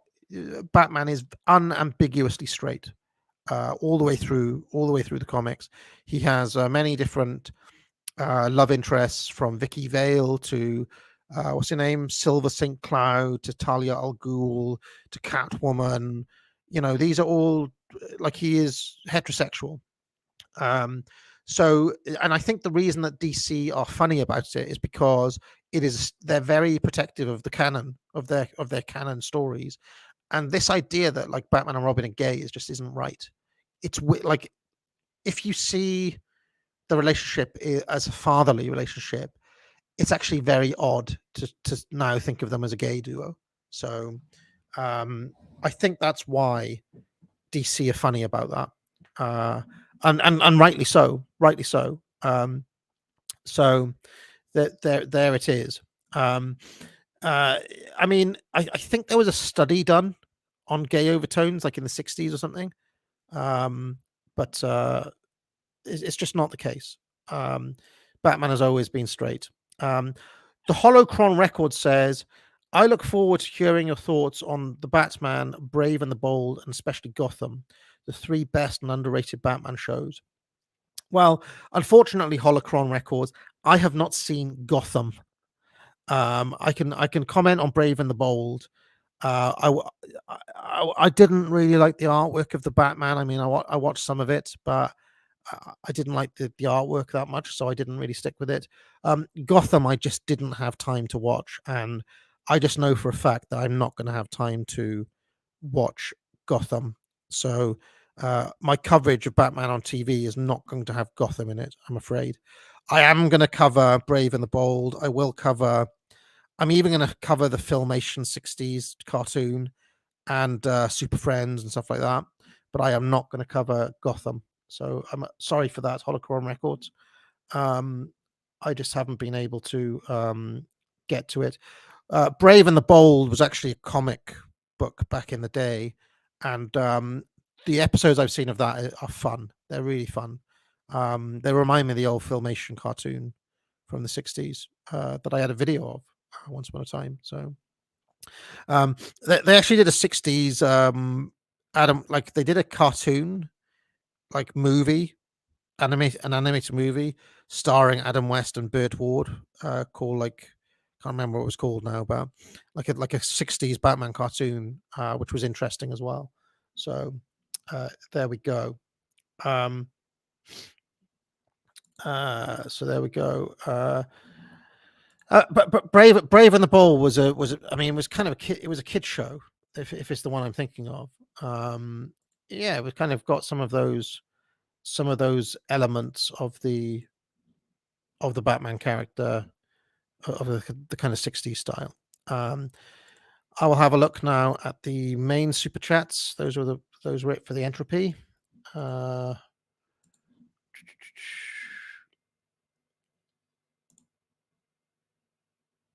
Bourgeois Quashi for Marvel. You mean Andrew Marvel? If it was for Marvel Comics, you'd be banned, Bourgeois Quashi. There'll be no Marvel here. But you mean Andrew Marvell, the poet from a few weeks back. Dry Tongue says, Punch Out gangs are a cow chimp phenomenon. I don't know what that means. Karen Took the Kids says, any luck with Chuck Dixon? It would be great to have an actual base Batman creator on at some stage in the month. I did reach out to Chuck Dixon, but I did not get a reply that I saw. Let me just double check that. I did try to get hold of him on Twitter, but I'm guessing, given that Chuck Dixon kind of is a pretty strong influence on this movie coming out, maybe he's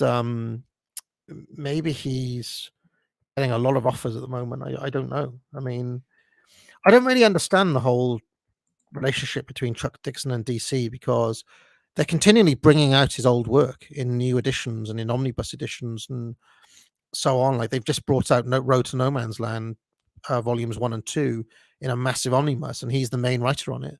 So I don't know how that works, or like how it is that Chuck Dixon is like still having DC stuff brought out and associated with Vox Day. I just don't know how that works. Does anybody know? Seems weird. But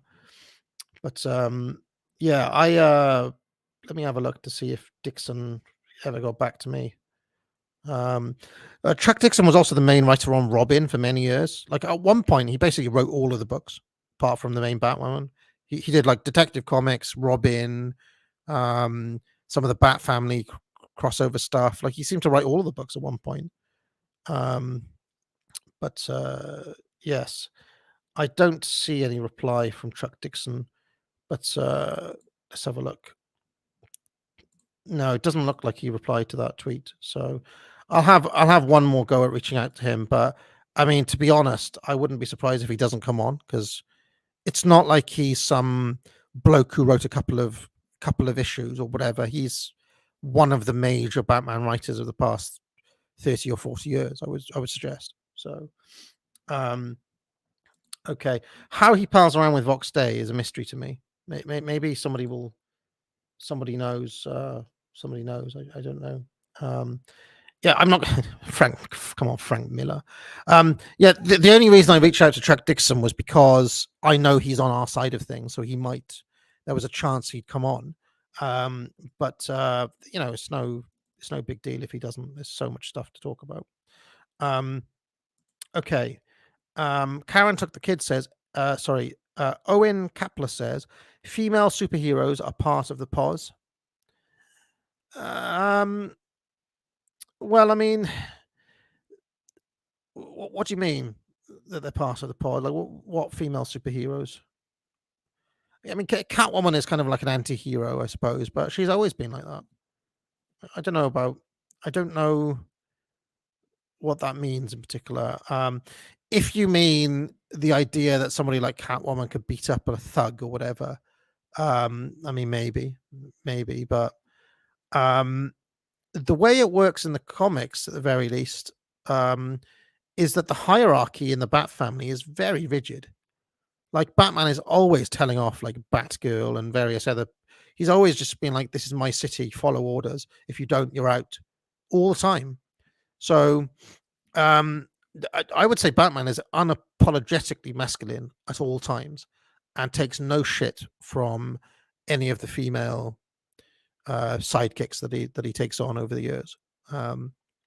There's one called Huntress, who he really doesn't get on well with at all. So yeah, I don't know about that as it relates to Batman. DRT is King says, I like the not father figure Alfred and Bruce had in this movies, and the Alfred had been a former SAS for decades. Yeah, I mean, I guess it's personal preference at the end of the day, but to me, I kind of like there's a particular type of Alfred that I gravitate towards, and this felt they had a very different relationship here. It was kind of, I mean, it was an interesting one, but not for me. Hibernian Perspective says, so the Catwoman in Batman 22 is the same as The Dark Knight Returns. No, I mean, I think it's a different Catwoman.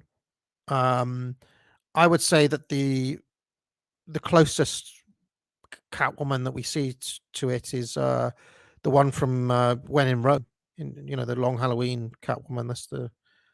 That was the take on the character, I thought. Hibernian Perspective says you should change your avatar to Adam West Batman with your AA face photoshopped in it for Batman month. Well, funny enough, George Sanders was in Adam West Batman. Did you know that? George Sanders played Mr. Freeze in Adam West Batman. Do you want to have a look? Let me show you George Sanders as Mr. Freeze. Let me just share my screen a second. There he was. Look, there's George Sanders in Batman. There he is as Mr. Freeze. So yeah, this was probably a low point in his career, but there he is. Look. So I could change my avatar to Mr. Freeze, couldn't I? I suppose. Yeah, he wasn't a particularly memorable Mr. Freeze or anything, but he was in it. Hibernian Perspective says, imagine Adam West's Batman saying, "Now get out." Indeed. All right. Well, I think that'll do. Bourgeois Quashi says, what's the difference between overtone and undertone? What's the difference between an overtone and an undertone? An undertone is a kind of underlying subtle kind of gesture towards something, whereas an overtone is much more overt, I'd have thought. That's an interesting question, though. I've never really considered it. Overtone, as the author of Foundations of Writing, I'm interested now. Overtone definition.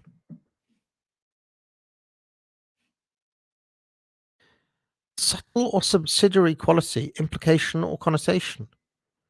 This decision may have political overtones.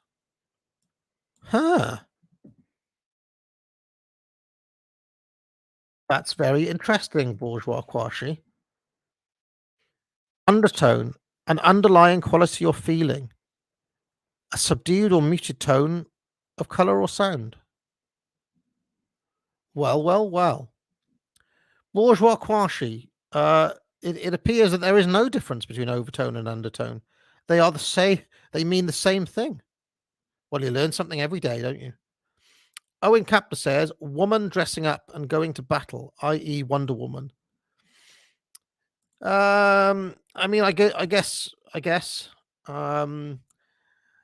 I mean, it tends to be the case, though, that they tend to give the female superheroes like B-level villains to fight and things like that. So, but yeah, I guess. All right. Just before I get out of here, yeah, the overtone undertone thing is very interesting. Just before I get out of here, I will remind people once again of my sale. Code is Easter 25% off all products at the academic agency. I'll also, just because because I want to get to 5 p.m, so make it a 2-hour stream, I'll just allow people to just ask me questions in the live chat about anything whatsoever for the next 5 minutes. If anybody's still around. My coffee's gone cold. My coffee always goes cold during this show.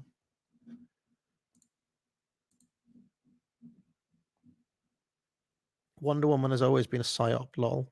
I mean, maybe. Yeah, you can ask me questions about anything you want. Would you make your own comic? Have you ever tried? The only comic I ever wrote was on my dad would bring back from work giant pieces of paper, cardboard paper, that I think he uses for they were for drafts or whatever they were. I don't know what they were for, factory plans or whatever. But he would give these to me so I could draw on them, and I drew my own Mega Man comic featuring the Dr. Wily and the Mega Man robot, like the robot boss masters. And I would buddy up the robot masters from different games in themed ways. So like Fireman from Mega Man 1, Heatman from Mega Man 2 were friends. Iceman from Mega Man 1 and Flashman from Mega Man 2 were friends and stuff like that. And I actually did them for my brother. Like I drew them, and then my brother was younger than me, and I think he was like 3, I was like 9 or something. So that's the only time I ever did my own comic.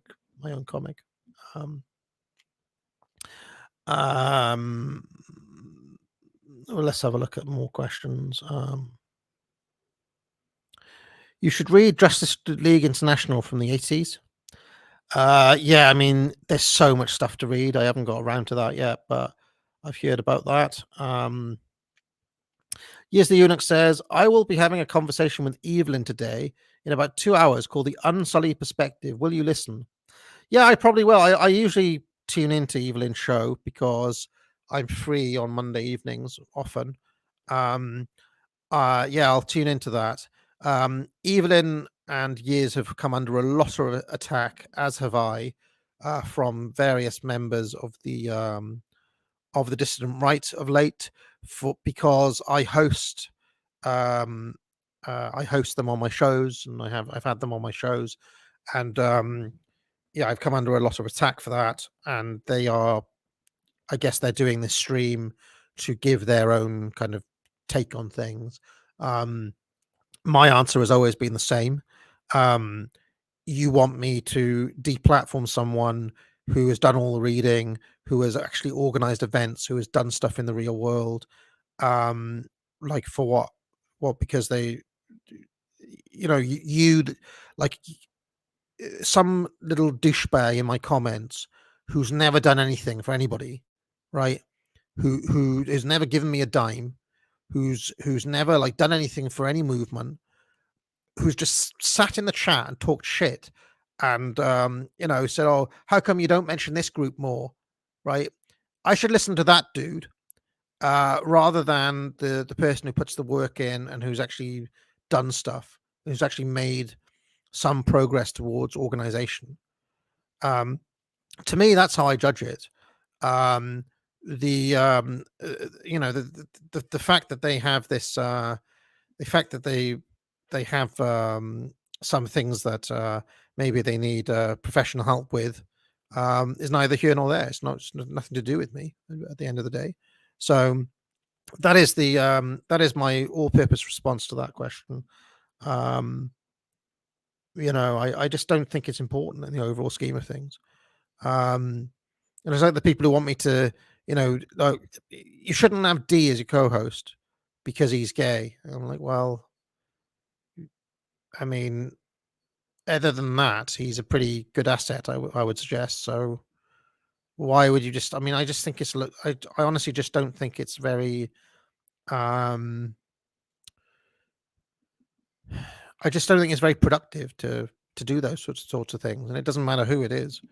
If they're committed and if they put the work in, then why? Like, we're not really in position to be like, well, no, not you, not you, not you. We'll just take if you're going to make those criticisms, you should show what you've done and how committed you are. That's what I would suggest.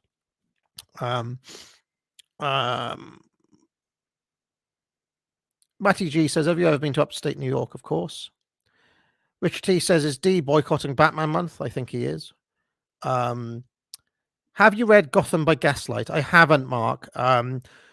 Mainly because it's an Elseworlds, and I tend to I'm trying to get through as much canon stuff as I can, basically, and because there's so much of it, and because I'm not like a full-time Batman nerd or something, there's a lot of stuff to get through. I've been working through it for years now,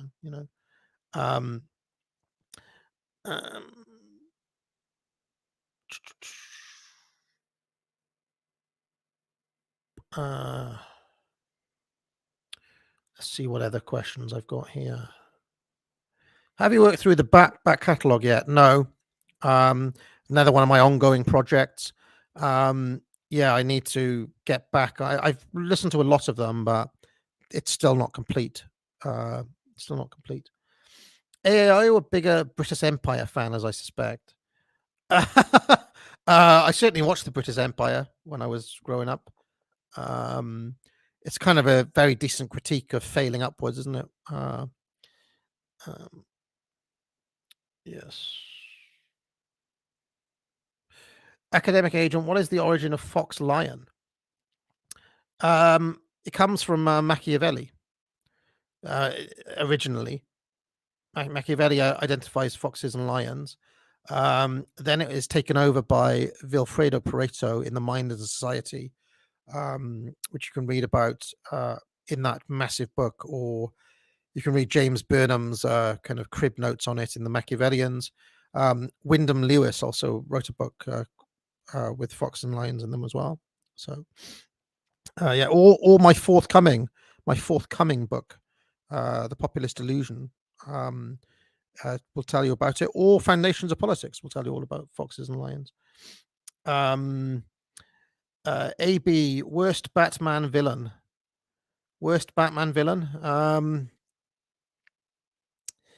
Well, a lot of people say Crazy Quilt, but I actually think Crazy Quilt has a couple of kind of neat stories. So in the comics, I think the one who usually is talked of as being lame, like really lame, is Killer Moth. He is presented as being like the weakest level 1, joke of a villain in the comics. But it's kind of his gimmick to be shit. So I don't know if he is the worst. There's a lot of weird villains though. Like there's the Captain Stingery. Like I didn't even know Captain Stingery existed last week, but I read Batman 400 Resurrection Night. I was like, who's this guy with the eye patch?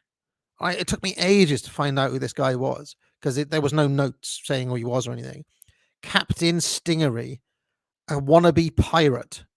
And anyway, this Captain Stingery is revealed to have a homosexual relationship with the Cavalier of all people, in some edition of Justice League, which I haven't read. I just read about it. So I mean, there are a lot of shitty villains, and he's got such a huge rogues gallery. But it'd be somebody like that, yeah. I mean, KGB Beast. There's a lot of weird ones. Tallyman is another one. The Spook. Yeah.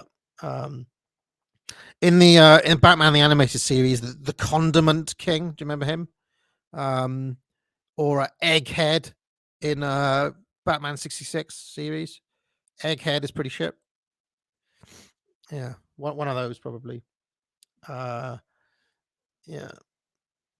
Is Batman a Duganist? Almost certainly not. He's pretty anti-Russian in the 80s, especially when he's battling KGB Beast, as I mentioned. I mean, Clayface is super interesting, because there have been 4 Clayfaces. Basil Carlo he's like an actor. Then there was Matt Hagen, who was like the big clay beast. Then there was Clayface 3, who was called Peston Payne. Super dark character, who his face was like melting, and he tried to have plastic surgery and it went wrong. And then he could only fix himself by like touching other people's faces. And then when he touched their face would like turn to clay or whatever. Really dark villain, Clayface 3. And then I think there was a female Clayface as well. And then there's a story this is just off the top of my head.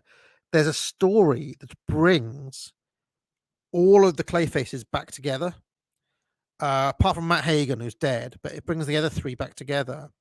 And Basil Karlo extracts DNA from the other three and becomes ultimate Clayface. So the Clayface that you see, that most of you will know, is actually Basil Karlo, ultimate Clayface. Later on, he gets like buried in a mountain or something, and has like crystals stuck in his back. But yeah, that Clayface 3 is a super dark character. He really is. Really is. Yeah, that's right, Matty G. The Mud Pack. That was the storyline I was talking about. So yeah, good to see some fellow nerds in the chat who can actually identify the Mud Pack as the storyline. I think Alan Grant wrote that off the top of my head. Alan Grant is like a really major Batman writer who he's given his own book, the Shadow of the Bat. Like he's literally just given his own comic. So other people write Batman and Detective Comics, and then all the way through, Alan Grant has just got his own book all the way through the 90s. So a lot of the stuff that is in the lore is actually Alan Grant, along with Chuck Dixon. He's probably the main 90s writer from what I've seen. Yeah. I'm trying to think of who the other major writers are. Let's have a look. I mean, it's mainly Alan Grant and Chuck Dixon for most of the 90s. Oh yeah. The other main one is Doug Monek. Is it Doug Monch or Doug Monek? I don't really like the Kelly Jones artwork, but he's the main Batman writer is Doug Monek. The main detective writer is Chuck Dixon, who also does Robin, and then Alan Grant's on Shadow of the Bat, and it's like a potpourri on Legend of the Dark Knight for most of the 90s. Yeah, I really like Norm Brayfogle as an artist. I like the Jim Aparo. I love the classic 70s Batman when they kind of do the 90s version of that is my favorite look for Batman. Just so iconic. Yeah. I tend not to like the artier or more stylized, like the Kelly Jones, or there's a lot of those in the 90s. They loved that kind of sketchy look because Arkham Asylum was popular. So there's a load of them who do this kind of sketchy, stylized look. I'm not into all of that stuff. I like the kind of classic, the classic style of Aparo or Brayfogle, or there's a few other decent pencilers in the 90s as well. The guy on Shadow of the Bat is Mark somebody. Mark, forget his name now. Okay. What else have we got? I'm going to go soon. Let's have a look. Mark Antonio says, how do you get through so much material and retain it? Are you a fast reader? Well, the thing is, Mark Antonio, is that reading a 1,000-page comic is not like reading a 1,000-page novel, right? You can scroll, you can, because it's visual, and there's not that much text a lot of the time. So, yeah, there'll be speech bubbles and so on, but you can quickly read those. And sometimes there'll be like a double page spread and it's just like Batman having a fight with someone. So, you can get through a lot of material in fairly short order. Also, especially with these 90s stories that I'm reading at the moment, there was a lot of there's tons of writers and books involved. So all the way through it, Denny O'Neil is writing Azrael, for example. And sometimes they're kind of skippable stories. If you it's like, okay, right, let's see what Catwoman's up to in Catwoman 48. All right, okay, so you can get there's somewhere you don't have to concentrate as much, and then there's somewhere they're super important and you have to slow down as well. So I will say that there's a bit of unevenness in the 90s story arcs. And then when you go forward, I think DC worked out that having so many different people involved makes for a bit of a choppy experience sometimes. So they tended to do more like, right, we're going to give Grant Morrison this fucking like 5-year run or whatever, and he can just do what he wants on the main book, and we'll use Detective for Paul Dini, and he can do what he wants on there, and it makes for a greater cohesion, I think. I don't know, it swings and roundabouts because it's quite fun seeing all the different writers and styles as well, and to bounce around the books and so on. But I don't know, I tend to like it when there's just one team for a run of books, and you can just get comfortable with a style. No Man's Land is particularly choppy for that, I would say. But you do kind of I haven't got a photographic memory or anything, but I can retain quite a lot of info if I'm vaguely interested in something. So yeah. What else? Thoughts on Batman Beyond? I always enjoyed the plot, though recent writers ruined it. Yeah, Batman Beyond was good. Super interesting.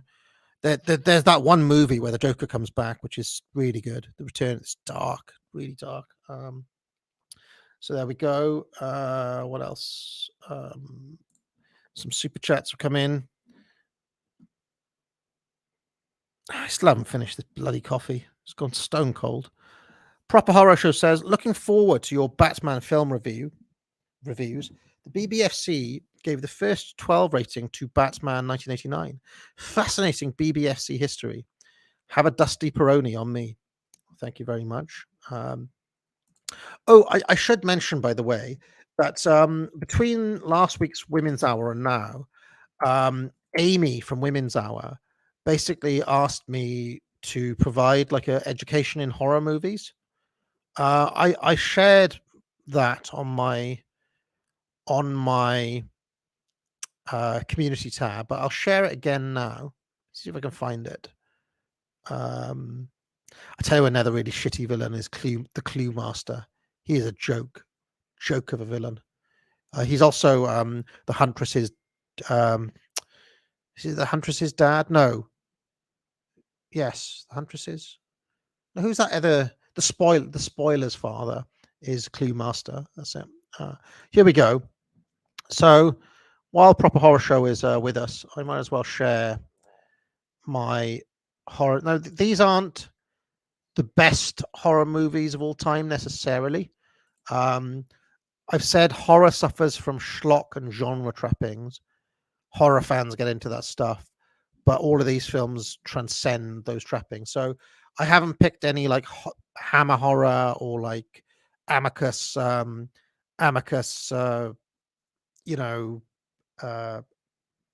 do you call them? Those films, portmanteau films, or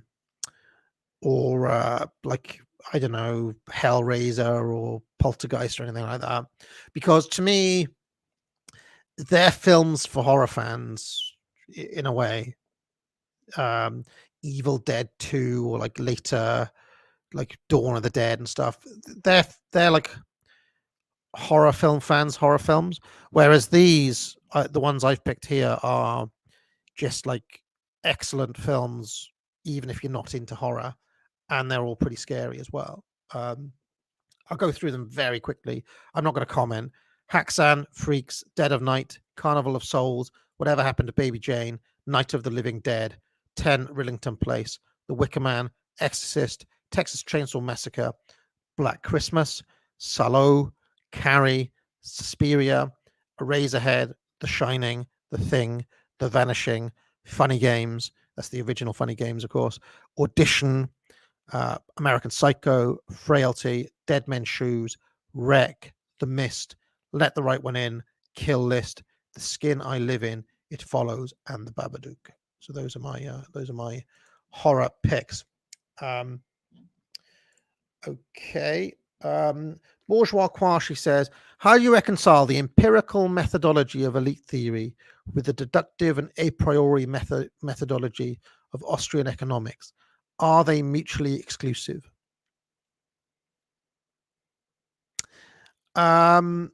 Yeah, well, I mean, elite theory deals with what actually is, whereas Austrian economics, the a priori reasoning, deals with how things would be in the absence of um, how things would be if you hold certain assumptions. And the reason that they use that is because you're trying to find the causal relationship. Okay, it's called ceteris paribus. That's why they do that in Austrian economics. You can't do that in when you're dealing with politics. Politics has to be made of the stuff of history all the time. You have to look at how people actually behave in the real world. So I don't think they're irreconcilable or mutually exclusive, but there is a very good reason why you have to use that methodology in economics. There's also a good reason why you can't, why economics can't be a positivist science. Now, I wouldn't say elite theory is a positivist science either, or that strain of political science is positivist in that sense.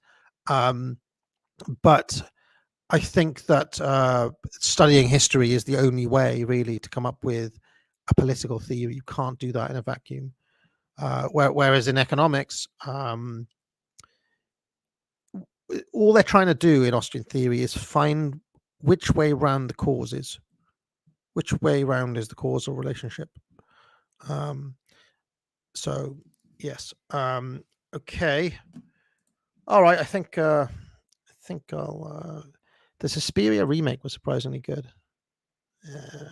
I haven't watched that. If you want that graphic, by the way, it's on my Twitter account. I also shared it on my community tab.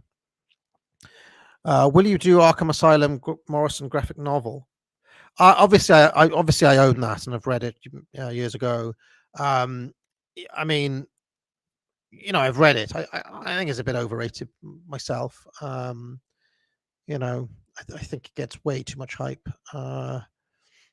Yep. Is there a Lovecraft connection in Batman? Arkham Asylum is named after the city in Lovecraft's works. Yeah, I found out something recently about Arkham Asylum, which is that the first instance of Arkham Asylum in the comics or anywhere was in 1980.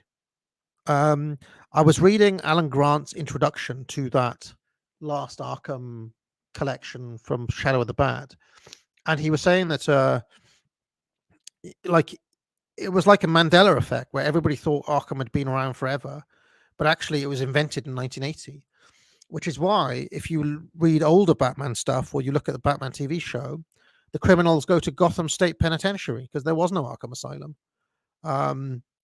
So the whole status quo of it being Arkham Asylum and Blackgate is a very recent, comparatively recent thing in the law.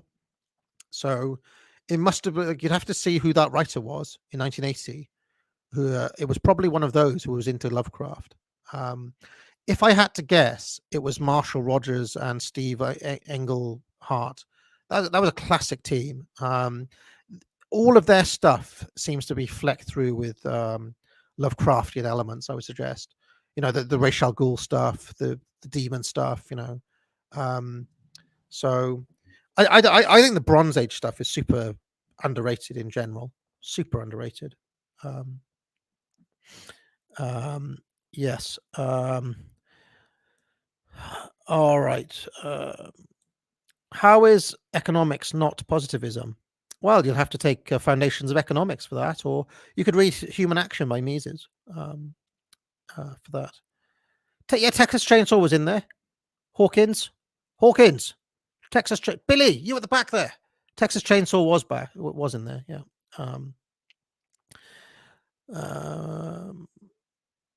All right. Okay. I think I'm actually surprised by the. I thought I was going to be going into this very cold indeed, with an audience that doesn't care about Batman. But seeing the amount of people who know who like Norm Brayfogle is, or who were able to locate the mud pack has given me some hope that my Batman month will not fall completely on deaf ears, so to speak. Killer Moth is the worst Wu-Tang member too. Um, no, Calendar Man, Rich T. Calendar Man has been rehabilitated, I would suggest, in The Long Halloween and in Dark Victory and subsequent uses by. I think Calendar Man is no longer seen as a joke villain, to be honest. Saddam's stream is happening with Thomas 777 on Wednesday. Which Batman villain do you most identify with? Well, if you look at my waistline, probably the Penguin. But I always like Penguin. I always like Riddler. But to be honest, read the stuff I've read recently, I massively identify with Al-Ghul at the moment, because I basically agree with him that we should burn it all down. And I found myself just like flat out agreeing with, like, there's a story called Batman Legacy, and I flat out just agree with Ra's and disagree with Batman. So, maybe I'm too black pilled. I've become like a villain myself. King Drummer says everybody knows that Batman is a rip-off of the Shadow. Yeah, Penguin does not get sent to Arkham. That is correct. Yeah.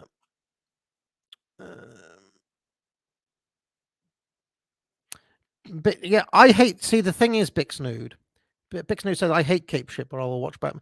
I hate cape shit too, but I make an exception for Batman because Batman is not really cape shit.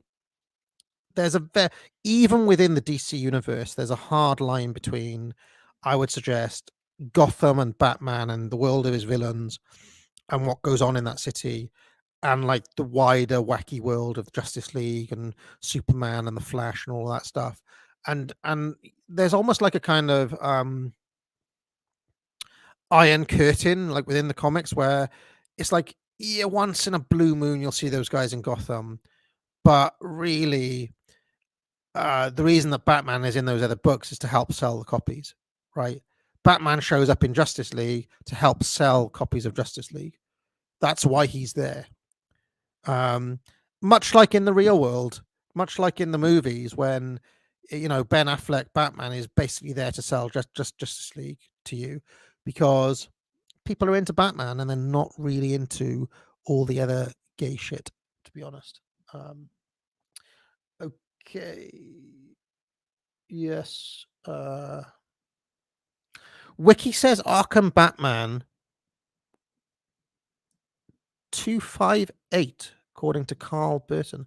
Now that's interesting. Could it be that Alan Grant was wrong? The first appearance of Arkham apparently was in 258 in 1974. Interesting. And that was Dennis O'Neil who wrote that. Okay. I mean, Dennis O'Neil is a very major guy. He is in the 90s, he's the main editor. He was like the lead writer through most of the 70s. And there's an argument to say that the Batman that everybody knows and loves is the Denny O'Neil Batman. I mean, obviously there are a lot of people who contribute, but Denny O'Neil probably deserves as much credit as anyone, as the kind of guiding hand, if you want. I mean, he's the editor all through this stuff that I've been reading as well. All right. I think that'll do for now. Thank you very much. I'll be back tomorrow night for Unpopular Opinions. Like I said, the code Easter25 gets you 25% off all courses. Join the channel, join my Substack, buy a mug, but most importantly of all, ladies and gentlemen, get out. There is no Bruce Wayne. There is only Batman, and there is only AA. I know. It's tragic.